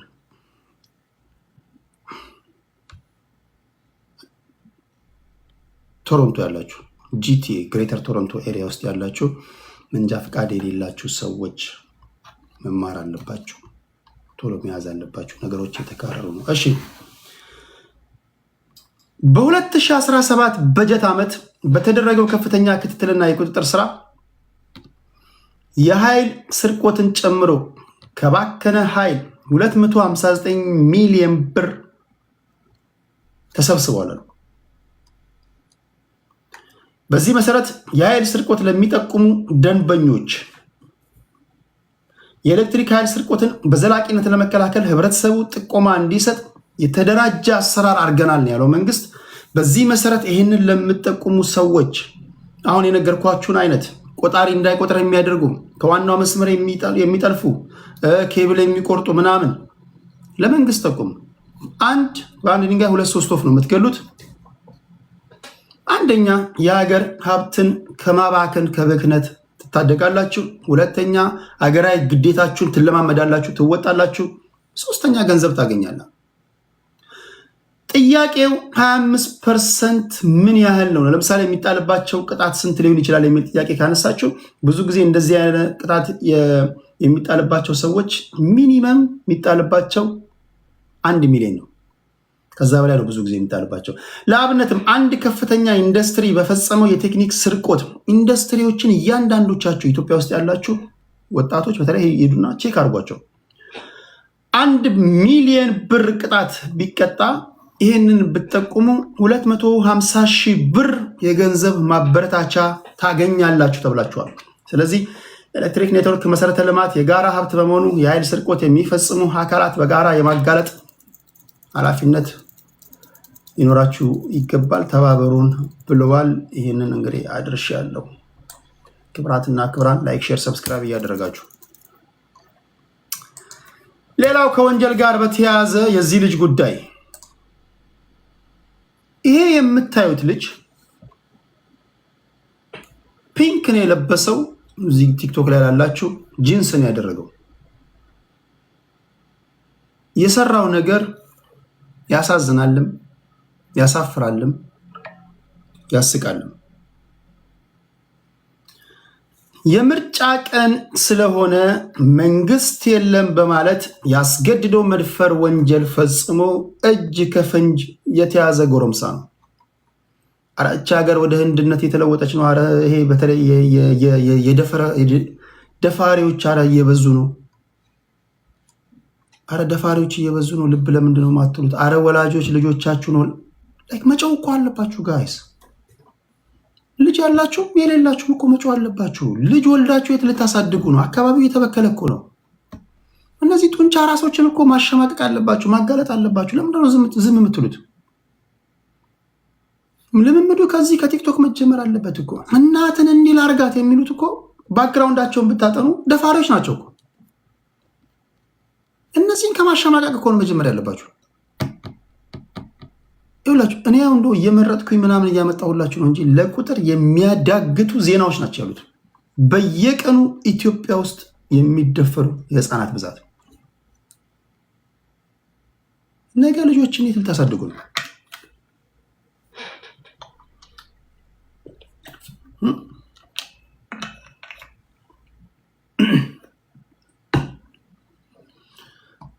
ስሙ አቶ አክሊሉ አለማየሁ ይባላል። ይህ ግለሰብ በአሪ ዞን በደቡብ አሪ ወረዳ ሲዶ ቀበሌ ልዩ ስሙ ደብተር ተብሎ በሚጠራው አካባቢ እድሜዋ 15 ዓመት የሚሆናትን ታዳጊ ሰኞ ግንቦት 24 ቀን 2018 ዓ.ም ከረፋዱ 4 ሰዓት ሲል ጠብቆ ደፈራት ነው የተባለው። ተከሳሹ 7ኛው ሀገራዊ ጠቅላላ ምርጫ በሚካሄድበት ዕለት ተበዳይን መንገድ ላይ ጠብቋት ዛሬ የምርጫ ቀን ስለሆነ መንግስትም የለም በማለት አንድ ጊዜ ወገቧ ላይና አንድ ጊዜ ትከሻዋ ላይ በመምታት ራሷን ከሳተች በኋላ እዛው በተኛችበት ነው አስገድዶ የደፈራት ተብሏል። የወረዳ ፖሊስ ከህብረተሰቡ በደረሰው ጥቆማ መሰረት ብርቱ ክትትል በማድረግ ይህ የምታዩት ጎረምሳ በቁጥጥር ስር ውሎ የሰውና የሰነድ ማስረጃዎች በተደራጀ ሁኔታ ቀርበውበት ፍርድ ቤት ቀረበ። የወረዳው ፍትህ ጽሕፈት ቤት ሴቶችና ህፃናት ጉዳይ አቃቤ ሕግ ከፖሊስ መዝገቡን ተመልክቶ ክስ መሰረተ። የአሪ ዞን ደቡብ አሪ ወረዳ ፍትህ ቢሮ ኃላፊ አቶ በየነ ጉዶ እንደተናገሩት ይህ ክሱ የቀረበለት ይህ ጎረምሳ ጥፋተኛ ሆኖ በመገኘቱ በ12 ዓመት ጽኑ እስራት ተቀጣ። 12 ዓመት። አረ ሴት ለሚደፍሩ፣ አረ ህፃናት ለሚደፍሩ እነዚህ ሰዎች አረ ጠንከር ያለ ቅጣት ያስፈልጋል። እና ከ12 ዓመት በኋላ ድጋሚ ይወጣል እኮ ማለት ነው። ከዛ ከማህበረሰቡ ጋር ታርሟል ተብሎ ይቀላቀላል ማለት ነው። 12 ዓመት በጣም በጣም በጣም በጣም በጣም በጣም በጣም በጣም በጣም በጣም በጣም በጣም በጣም ትንሽ ነው። ክብራትና ክብራን፣ ሌላው ሁላችሁም ትኩረት ልሰጡት የሚገባ ጉዳይ የዚህ እንስሳ ጉዳይ ነው። የኢትዮጵያ የተፈጥሮ ኩራት የሆነውን ዋልያን ለመታደግ ሁላችሁም አቅማችሁ የፈቀደውን ርብርብ አድርጉ ተብላችኋል። የሚመለከታቸው አካላት ርብርብ ሊያደርጉ ይገባል። ይህ የምትመለከቱት የኢትዮጵያ ብርቅዬና የተፈጥሮ ምልክት የሆነው ዋልያ አይቤክስ የህልውና አደጋ ውስጥ ገብቷል። ኢትዮጵያ ብቻ ሳይሆን ለዓለም የተፈጥሮ ቅርስ ጥበቃ ትልቅ ስጋት ሆኗል። የዚህ ዋልያ ኢንደሚክ አኒማል ወይም ደግሞ ዝርያቸው በመጥፋት ላይ ከሚገኙ እንስሶች መካከል ይህ ነው። ይሄንን ነው ለመረባረብ እንግዲህ በመረባረብ ማዳን አለብን የሚባለው። ይህን ብርቅዬ ፍጥረት ከጥፋት ለመታደግ የአካባቢው መስተዳድርና ማህበረሰብ፣ አጋር ድርጅቶች፣ የምርምርና የሃይማኖት ተቋማትን ጨምሮ ሁሉም ባለድርሻ አካላት የተቀናጀና የተጠናከረ ርብርብ ማድረግ አለባቸው ተብሏል። በሰሜን ተራራ ነው የሚገኘው። በዛ በ1978 ዓ.ም በዩኔስኮ የዓለም ቅርስ ዝርዝር ውስጥ ከተመዘገቡ የመጀመሪያዎቹ ቅርሶች መካከል አንዱ ነው። በ2016-17 የበጀት ዓመት የኢትዮጵያ የዱር እንስሳ ጥበቃ ባለስልጣን ሰሜን ተራራዎች ብሔራዊ ፓርክ እና ከአፍሪካ ዋይልድ ላይፍ ፋውንዴሽን የተውጣጡ የጥናትና ምርምር ባለሙያዎች ተባብረው ባካሄዱት ጥናት ይሄ እጅግ አሳሳቢ ላይ ደርሷል ተብሏል። አሳሳቢ ሁኔታ ላይ ደርሷል ተብሏል። እንግዲህ አሳሳቢ ሁኔታ ላይ ደርሷል ከተባለ በጣም በጣት የሚቆጠሩ ናቸው የቀሩን ማለት ነው። ጥናትም ሌላ ጥናት ከተጠና በኋላ ውጤቱ ከሰሜኑ ጦርነት ጋር ተያይዞ በዋልያ ህልውና ላይ የደረሱ አሉታዊ ተጽዕኖዎች እንዳሉ ተደርሶበታል። የመኖሪያ ቦታ መራቆትን፣ ህገወጥ አደንንና ሌሎች ሰው ሰራሽ ችግሮችን ለይቶ አሳይቷል። ይህ ጥናት መነሻ በማድረግ ዓለም አቀፍ የተፈጥሮ ጥበቃ ህብረት ወይም ደግሞ በዚህ በዱር እንስሳት ላይ በትኩረት ሰጥቶ የሚሰሩ ተቋማቶች የዋልያ አይቤክስን ከነበረበት አደጋ እንዲታደጉት በእጅጉ አሳሳቢ ሁኔታ ላይ ስላለ ከዛ እንዲያወጡ ጥሪ ቀርቧል። እናንተም እዚህ አካባቢ ላይ ያላችሁ ፕሊስ ዋልያ አይቤክስን ከጥፋት እንታደግ ለማለት ያህል ነው። ዋልያ የኢትዮጵያ ብሔራዊ ቡድን ቅጽል ስም ነው። እንደምታውቁት አንዳንድ ሰው ከሀገር ወጥቼ አላውቅም የሚለውን ለመናገር ሲፈልግ እኔ ከሀገር ወጥቼ አላውቅም ልክ እንደ ዋልያ ይላል። ዋልያን ከጥፋት እንታደግ ፕሊስ። አንዳንዶቻችሁ አርዳችሁ እየበላችሁ ነው። አንዳንዶቻችሁ በጦርነት ምክንያት ነው። አንዳንዶቻችሁ ዲፎረስቴሽንም አለ። እንደዚህ ዛፎች መቆረጥ ምናምን የመኖሪያ ቤታዎቻቸውን በማራቆቱ ነው ለዚህ ዳረጋቸው። ሌላው በኢትዮጵያ እየሰሩ ያሉ አብዛኞቹ የሂሳብ ባለሙያዎች ፕሮፌሽናሎች አይደሉም የሚል ደግሞ ጥናት ወጥቷል። አካውንታንቶች አላችሁ እዚህ ውስጥ አካውንታንት በእርግጠኝነት ከ10 ኢትዮጵያዊ 3ቱ አካውንታንት ነው። 7ቱም ሂሳብ ይሰራል። ወጪውን ምናምን ዝም ብሎ ያሰላል፣ ምናምን ገቢ ቀሪው ምናምን ይደምራል። አካውንታንቶች አላችሁ? አካውንቲንግ ተማሪዎች አካውንቲንግ የላችሁ? አላችሁ?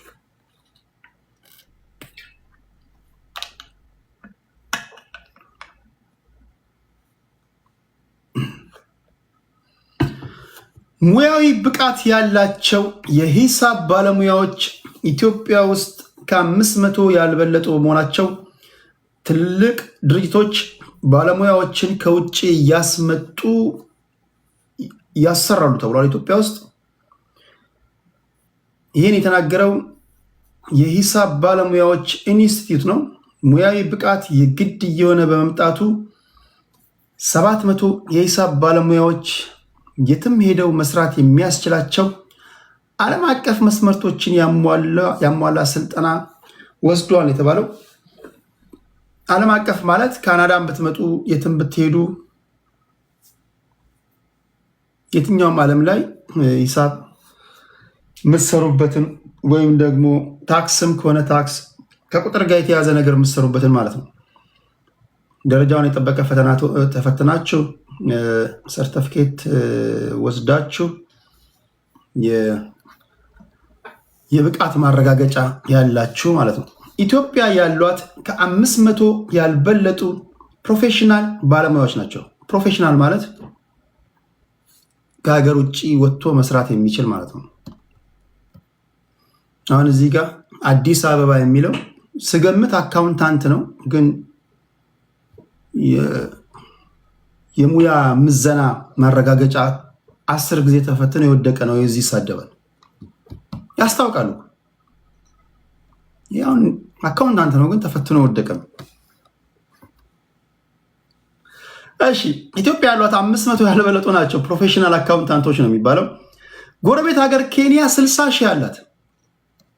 ጎረቤት ሀገር ኬንያ 60 ሺህ አላት። እግዚአብሔር ያሳያችሁ። እኛ ከ500 ያልበለጡ ነው ያሉት። ኢኮኖሚው የሰፋና በሙያ የተረጋገጠ ብቃት ያላቸው የሂሳብ ባለሙያዎችን የሚፈልግበት ጊዜ ላይ ደርሰናል። እያሰለጠንን ሙያ ብቃት ያለው ባለሙያ ማውጣት ካልቻልን ኢትዮጵያን ከገበያ ወይም ደግሞ ኢትዮጵያውያን ከገበያ ውጪ ይሆናሉ። እንዲሁም ደግሞ ኢትዮጵያ የሚያስፈልጓት ባለሙያዎች በሙሉ ከውጭ እንዲመጡ ይሆናል ማለት ነው። ስለዚህ የሙያ ምዘና ብቃታችሁን እንድታረጋግጡ ይሁን። ይህን የሙያ ችግር ለመቅረፍ ሲባል በመንግስት ሀሳብ አመንጭነትና ድጋፍ የዛሬ ዓመት በአዋጅ የተቋቋመው የኢትዮጵያ የተመሰከረላቸው የሂሳብ ባለሙያዎች ኢንስቲትዩት አለ። ዋና ተግባሩ የሂሳብ ባለሙያዎችን በማሰልጠን ሙያዊ ብቃት እንዲኖራቸው ማድረግ እንደሆነ ተነግሯል። ስለዚህ ይህን አረጋግጡ፣ ይህን ተፈተኑና ፕሮፌሽናል አካውንታንት ሆኑ። ኢትዮጵያ ያሏት 500 ፕሮፌሽናል አካውንታንቶች ናቸው፣ ከ500 ያልበለጡ ናቸው ተብሏል። እናንተም እንደ ሚካኒማል ፕሮፌሽናል ኢትዮጵያውያን አካውንታንቶች ዝርያቸው የተመናመነ ነው ማለት ነው። ይሄ ዜና በጣም አንጀት የሚበላ የሚያስገርምም የሚያሳዝንም ነው።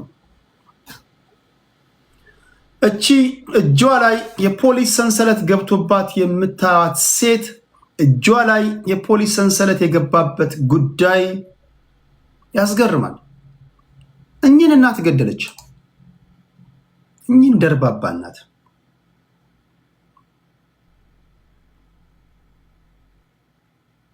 እቺ ናት የገደለችው። ገዳዋ እቺ ናት።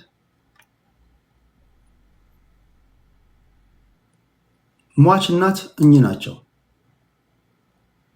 አሁን ገዳዋ ላስቀምጥና ታሪኳን ላምብላችሁ።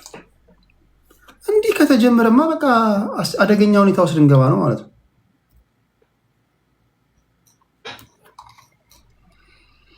እቺ የምትለው አንድ ፍቅረኛ ነበራት። ይህ ፍቅረኛዋ አልጋ ላይ እስከ መውጣት የደረሰ ታሪክ ይኖራቸው አይኖራቸው፣ ቆይ መሀል ላይ ስደርስ ነው የምነግራቸው። አንዳንዱ ቶሎ ብሎ አርገው ይሆን ይላል። ቆይ ምን አስቸኮለ? ፍቅረኛሞች ናቸው ከተባለ የሰው ልጅ ከበላ ከጠጣ ወደ አልጋ ላይ መውጣቱ አይቀርም። ለማንኛውም ታሪኩን ልንገራችሁ። እኔን በመተው ሌላ ሴት ሊያገባ ነው በሚል በበቀል ተነስታ ነው የፍቅረኛዋን እናት የገደለችው። እቺ የምትመለከቷት ሴት የ35 ዓመት ዕድሜ ሲኖራት ስሟ መሰረት ወርቅነህ ይባላል።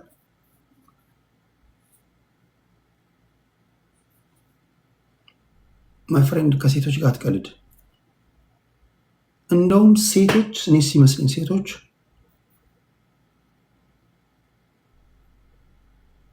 አይ ቲንክ እኛን ለማጥቃት ማለት ነው 0.0001% ጭንቅላታቸውን አልተጠቀሙም።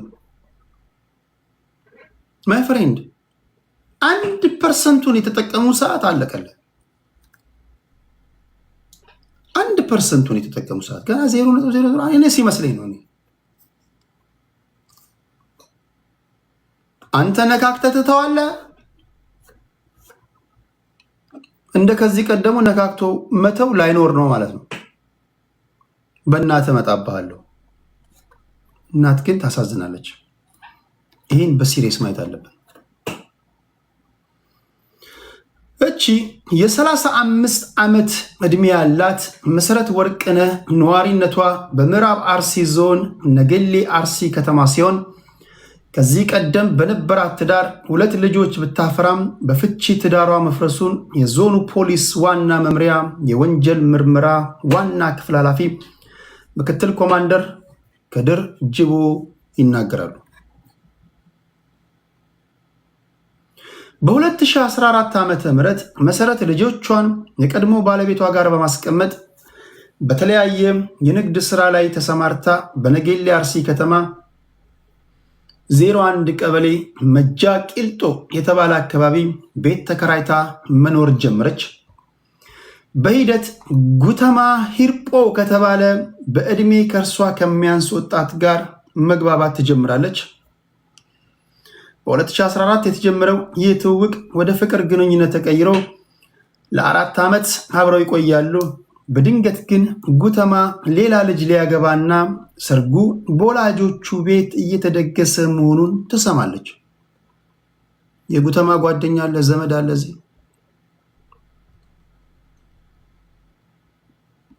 4 ዓመት አብራ ከኖረች በኋላ ጉተማ ድንገት ተነሳና ከአንቺ ጋር የነበረኝ እኮ ግንኙነት እኮ የሙከራ ስርጭት ነው፣ ዋናው ስርጭት ያው ሊከፈት ነው፣ ዝግጅት የተደረገ ነው ብለው ሊያገባ፣ ዋናው ስርጭት ከቤተሰቦቼ ቤት ሊጀምር ነው ምናምን አላት መሰለኝ።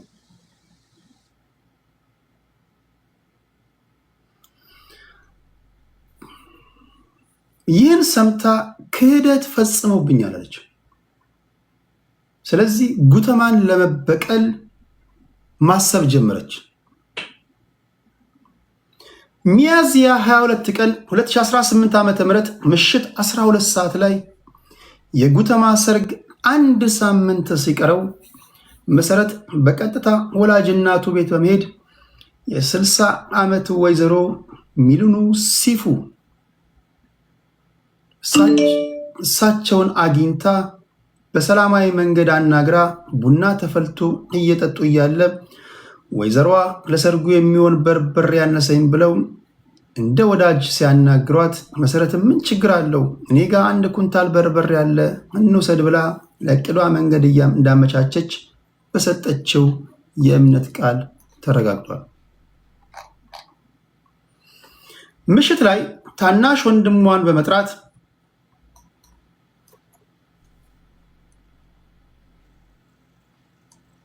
ወይዘሮ ምንሉ ሰይፉ በቀጥታ የተባለውን በርበሬ ለመውሰድ ይሄዳሉ። እዚያም ሲደርሱ ምግብ ቀርቦላቸው በመሰረት ቤት ከደረሱ በኋላ ማለት ነው።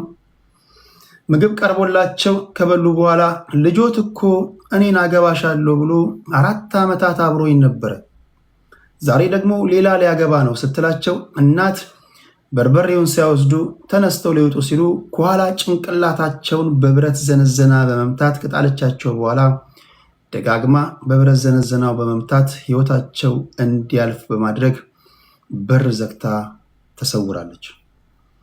ምሽት ላይ ያ ታናሽ ወንድሟን በመጥራት አስክሬኑን ተረባርበው 400 ሊትር የሚይዝ የውሃ ማከማቻ ውስጥ ይከቱታል። በነጋታው መሰረት አባቷን ኮንትሮባንድ ዕቃ እዚህ ውሃ ማከማቻ ውስጥ ስላስቀመጥን አንተ ቤት ጓሮ ተሸሽጎ ይቀመጥ ትላለች። ለዛም ደግሞ እንዲያመቻት ጋሪ ይዘና በማለት አባቷ ኮንትሮባንድ ነው የተባለውን አስክሬን ጭነው ከጓሮ ያስቀምጣሉ። በዚያን ዕለት ማታ መሰረት ከታናሽ ወንድሟ ጋር በመሆን ጓሮ ውስጥ በመቆፈር አስክሬኑን ይቀብራሉ። ሚያዝያ 29 ልጃቸውን የሚድሩት ወይዘሮ ድንገት መሰወራቸውን ተከትሎ በቤተሰብ ድንጋጤ ፈጥሮ ባለበት ሰዓት ከመሰረት ጋር ተያይዘው ከቤት መውጣታቸው ለልጃቸው ጉተማ ሂርጶ መረጃ ይደርሰውና ለፖሊስ ያመለክታል።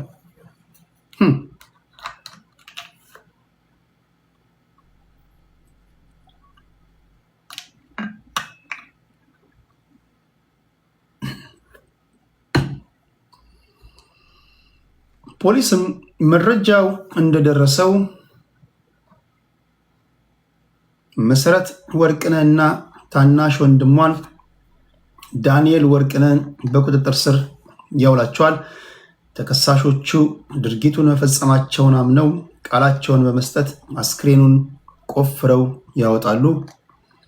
ፖሊስ አስክሬኑን ለምርመራ ወደ ኩየራ ስፔሻላይዝድ አጠቃላይ ሆስፒታል በመላክ የምርመራ መዝገቡን አያይዞ ይልካል።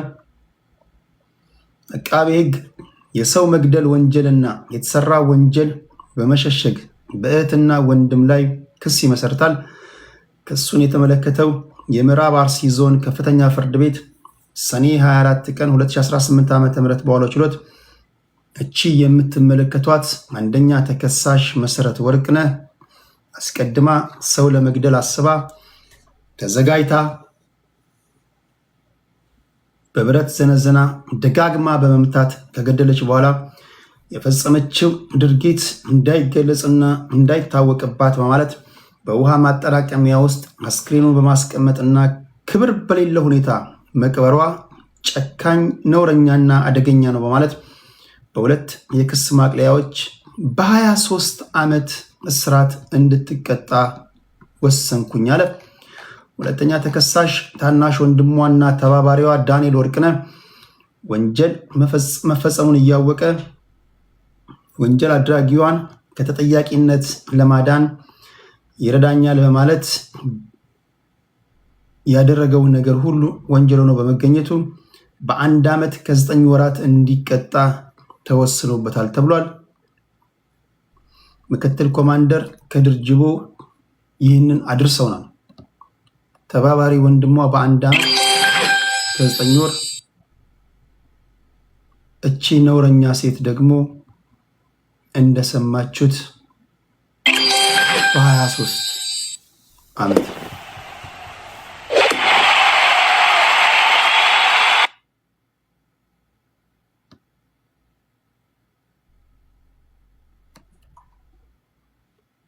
ፕሊዝ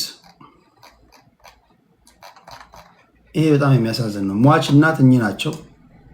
እኚህን የገደለችው በዘነዘና መታ። አይ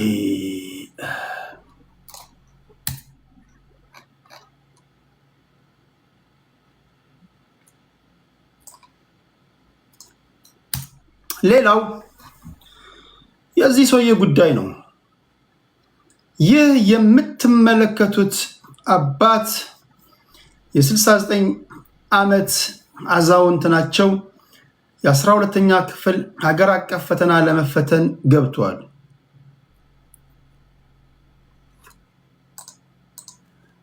እኚህ ሰው በትምህርት ዓለም ውስጥ እድሜ ገደብ እንደሌለው በተግባር ያሳዩ ናቸው ተብሎ ተወድሰዋል። እኛ አዛውንት አባባ ወልደየስ አያና አሸቦ ዘንድሮ በሚሰጠው 4ኛ ዙር የ12ኛ ክፍል ሀገር አቀፍ 2ኛ ደረጃ መልቀቂያ ፈተና ላይ በመቀመጥ አዲስ ታሪክ አስመዝግበዋል።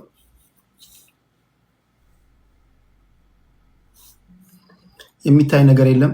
ቴዲ ሐዋሳ ዩቲዩብ ላይ ሰዎች ጸጥ ብለው እያደመጡ ነው። እዚህ ቲክቶክ ላይ ያላችሁ በኦዲዮ እያደመጣችሁ ነው። ዩቲዩብ ላይ ከመጣ በቪዲዮ ማየት ወይም ደግሞ በፎቶ ማየት ትችላለህ። የሚገርም ነው ግን የ69 ዓመት አዛውንት 12ኛ ክፍል አገር አቀፍ ፈተና ላይ ለመፈተን የተቀመጡት። ይህ በደቡብ ኢትዮጵያ ክልል ወላይታ ዞን ቦሎሶ ሶሬ ወረዳ ልዩ ስሟ ደንጋራ ሰላጣ በተባለች ቀበሌ ተወልደው ያደጉት አባባ ወልደየስ ቀደም ሲል ማህበረሰባቸው በቀበሌ አስተዳዳሪነት ከ6 ዓመታት በላይ በታማኝነት እንዲያገለግሉ መርጧቸው ሲያገለግሉ የቆዩ ሽማግሌ ናቸው። በደርግ ዘመን በትውልድ አካባቢያቸው እስከ 8ኛ ክፍል ድረስ ተምረው ቢያጠናቅቁም በወቅቱ በነበረው የትምህርት አደረጃጀት የአገዛዝ ስርዓትና የ2ኛ ደረጃ ትምህርት ቤት በአቅራቢያቸው አለመኖር ምክንያት ትምህርታቸውን ለማቋረጥ ተገደው ነበር። ይሁን እንጂ ለትምህርት ያላቸው ፍቅርና ቁጭት ሳይቀንስ ከረጅም ዓመታት ቆይታ በኋላ በ2015 ዓ.ም ወደ ገበታ በመመለስ ከ9ኛ ክፍል ጀምረው በመማር ዛሬ ለዚህ ትልቅ አገር አቀፍ ፈተና መብቃት ችለዋል የተባለው። አሚን አሁን እኛ አባት ክፍል ውስጥ በነበሩ ሰዓት አሁን ቢረብሹ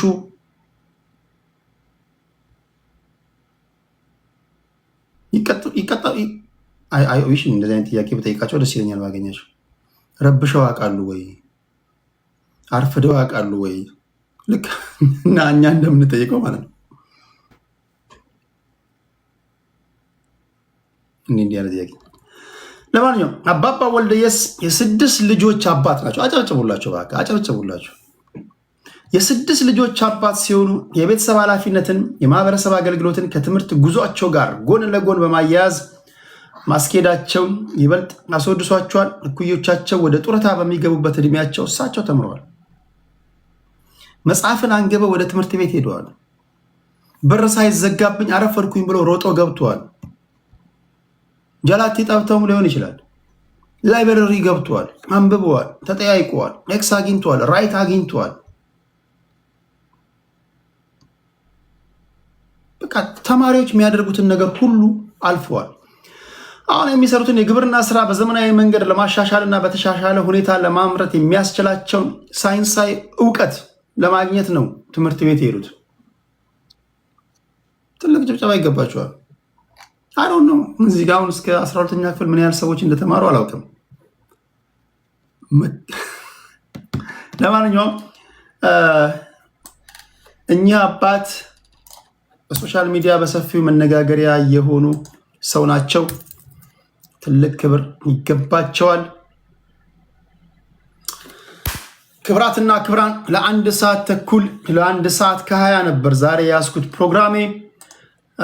1 ሰዓት ከ40 ቆይቻለሁ። ያላነሳኋቸው ብዙ ጉዳዮች አሉ። በተለይ በመካከለኛ ምስራቅና በዩክሬን ራሽያ በዓለም አቀፍ ትንታኔዎች ሰዓት ወስጃለሁ። ነገ በጊዜ እገባለሁ። ታፕታፕ ስላደረጋችሁ፣ ኮፒ ሊንክ ሼር ስላደረጋችሁ ቲክቶክ ላይ ትንሽ ቆያለሁ። አለቃም ነበሩ እኚህ ሰው የሚልም አለ። አታካብድ ማስረሻ ሰጤም ባችለሩን ዝቋል።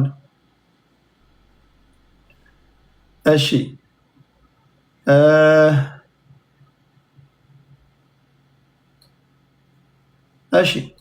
ላይክ ሼር ሰብስክራይብ ላደረጋችሁ ሁሉ ልባዊ ምስጋና ይድረሳችሁ። ስትወጡ የደውል ምልክቱን የተጫናችሁ ውጡ። ነገ ስገባ ላይቭ ኖቲፊኬሽን ወደ እናንተ እንዲመጣላችሁ ማለት ነው። ሱፐር ስቲከር ሱፐር ቻት ለገዛችሁ በሙሉ ደረጀ ከልብ ነው ማመሰግነው። የተለያዩ መረጃዎችን ወደ እናንተ አምጥቼላችኋለሁ። ፖለቲካዊ ነክ ጉዳዮችን ነገ ሳይሆን ከሰዓታት በኋላ ከእንግሊዝና ከአርጀንቲና ጨዋታ በኋላ ፕሊስ ጥቁሮች ፕሊስ፣ እኔ አፈርሶ ፕሊስ፣ አርጀንቲናን መደገፍ ነውር ነው። እኔ ኳስ ተጫውቼ ያደግኩ ልጅ ነው። ኳስና ዘረኝነት ምን አገናኘው አትበለኝ ፕሊስ። ኳስ ነው ብለው እነሱ ሜዳ ላይ ጥቁሮችን አያከብሩ። እየተናቅ ለጥቁሮች ዋጋ ከፈልኩኝ አባቶቼ እናቶቼ የምትል ፕሊስ አታሳፍረን እባክህ። እነሱ የሚንቁ በእግር ኳስ ሜዳም ጭምር ነው። ሜዳ ላይ ነው የሚንቁ የሚጠየፉ። ስለዚህ ከተጠየፉ ተጠየፋቸው። ቆፍጠን በል ሜሲ ምናምን አትበል። ምን ለማለት ፈልጌ ነው? ፕሊስ አርጀንቲናን አደግፍ እንደው በስህተት። እኔ በጨዋታ ረገድ እንግሊዝን ደግፌ አላውቅም። እንደ ነገ ግን እንደ እንግሊዝ እንዲያሸንፍ የተመኘሁት ክለብ የለም። እንደ አርጀንቲናውያን ዘረኛ ሜዳ ውስጥ እያያችሁ ነው። ሜዳ ውስጥ የሚያደርጉትን እያያችሁ ነው። ጥቁሮች ላይ እንዴት እንደሚሳለቁብን ሜዳ ውስጥ፣ አሜሪካ ሜዳ ውስጥ የዓለም ዋንጫ ላይ ፕሊዝ። አሁን ኤኦቲሲ ወርልድ እንደዚች ያለች ወይ እንደዚህ ያለ ሰውዬ እንደዚህ ቢጠሉ ችግር የለውም። እንደዚህ አእምሯቸው ላይ ብሎ ነው የታሰሩ። እንደናንተ ያሉትን ቢጠሉ አሞኬ። እኛን ግን አይወክልም። ፕሊዝ ቀብራራ መሆን አለብን አይደለ? ቆፍጣና መሆን አለብን። ከጠላን ትጠላለህ መልሰህ። ይቀልዳሉ እንዴ እንጂ እየጠላ እየናቀህ ምናምን አርጀንቲና ምን አንዳቱ ነውር ነው። ፕሊዝ እሺ፣ ሁላችሁንም ከልብ አመሰግናለሁ። ድል ለእንግሊዞች ይሁን ለአናብስቶቹ ይሁን ለሶስቱ አናብስቶች። ከሰዓታት በኋላ ጨዋታው ይጀምራል። እሱን ከተመለከትኩኝ በኋላ ፈረንሳይ አስገርሙኛል። ፈረንሳይ በፍጹም የሚገርም በፈረንሳይ እግር ኳስ ታሪክ ይህ ስብስብ ዋንጫ ለማንሳቱ በጣም ያስገረመኝ። ፈረንሳይ ከዓለም ዋንጫ ወደ ፍጻሜ ሳታልፍ የዓለም ዋንጫን ሳታነሳ በመቅረቷ በስፔን ተሸንፋለች። በጣም የሚገርም ነው። ከሰዓታት በኋላ የሚደረገው የእንግሊዝና የአርጀንቲና ጨዋታ ምን ይሆን የምናየው ይሆናል። መልካም ጨዋታ ይሁንልን ለሁላችሁም። ስለነበረን ቆይታ ከልብ አመሰግናለሁ። እግዚአብሔር ከክፉ ይጠብቃችሁ። ቲክቶክ ላይ ትንሽ ይጫወትና ከሰዓታት በኋላ እንገናኛለን። ቻው ቻው።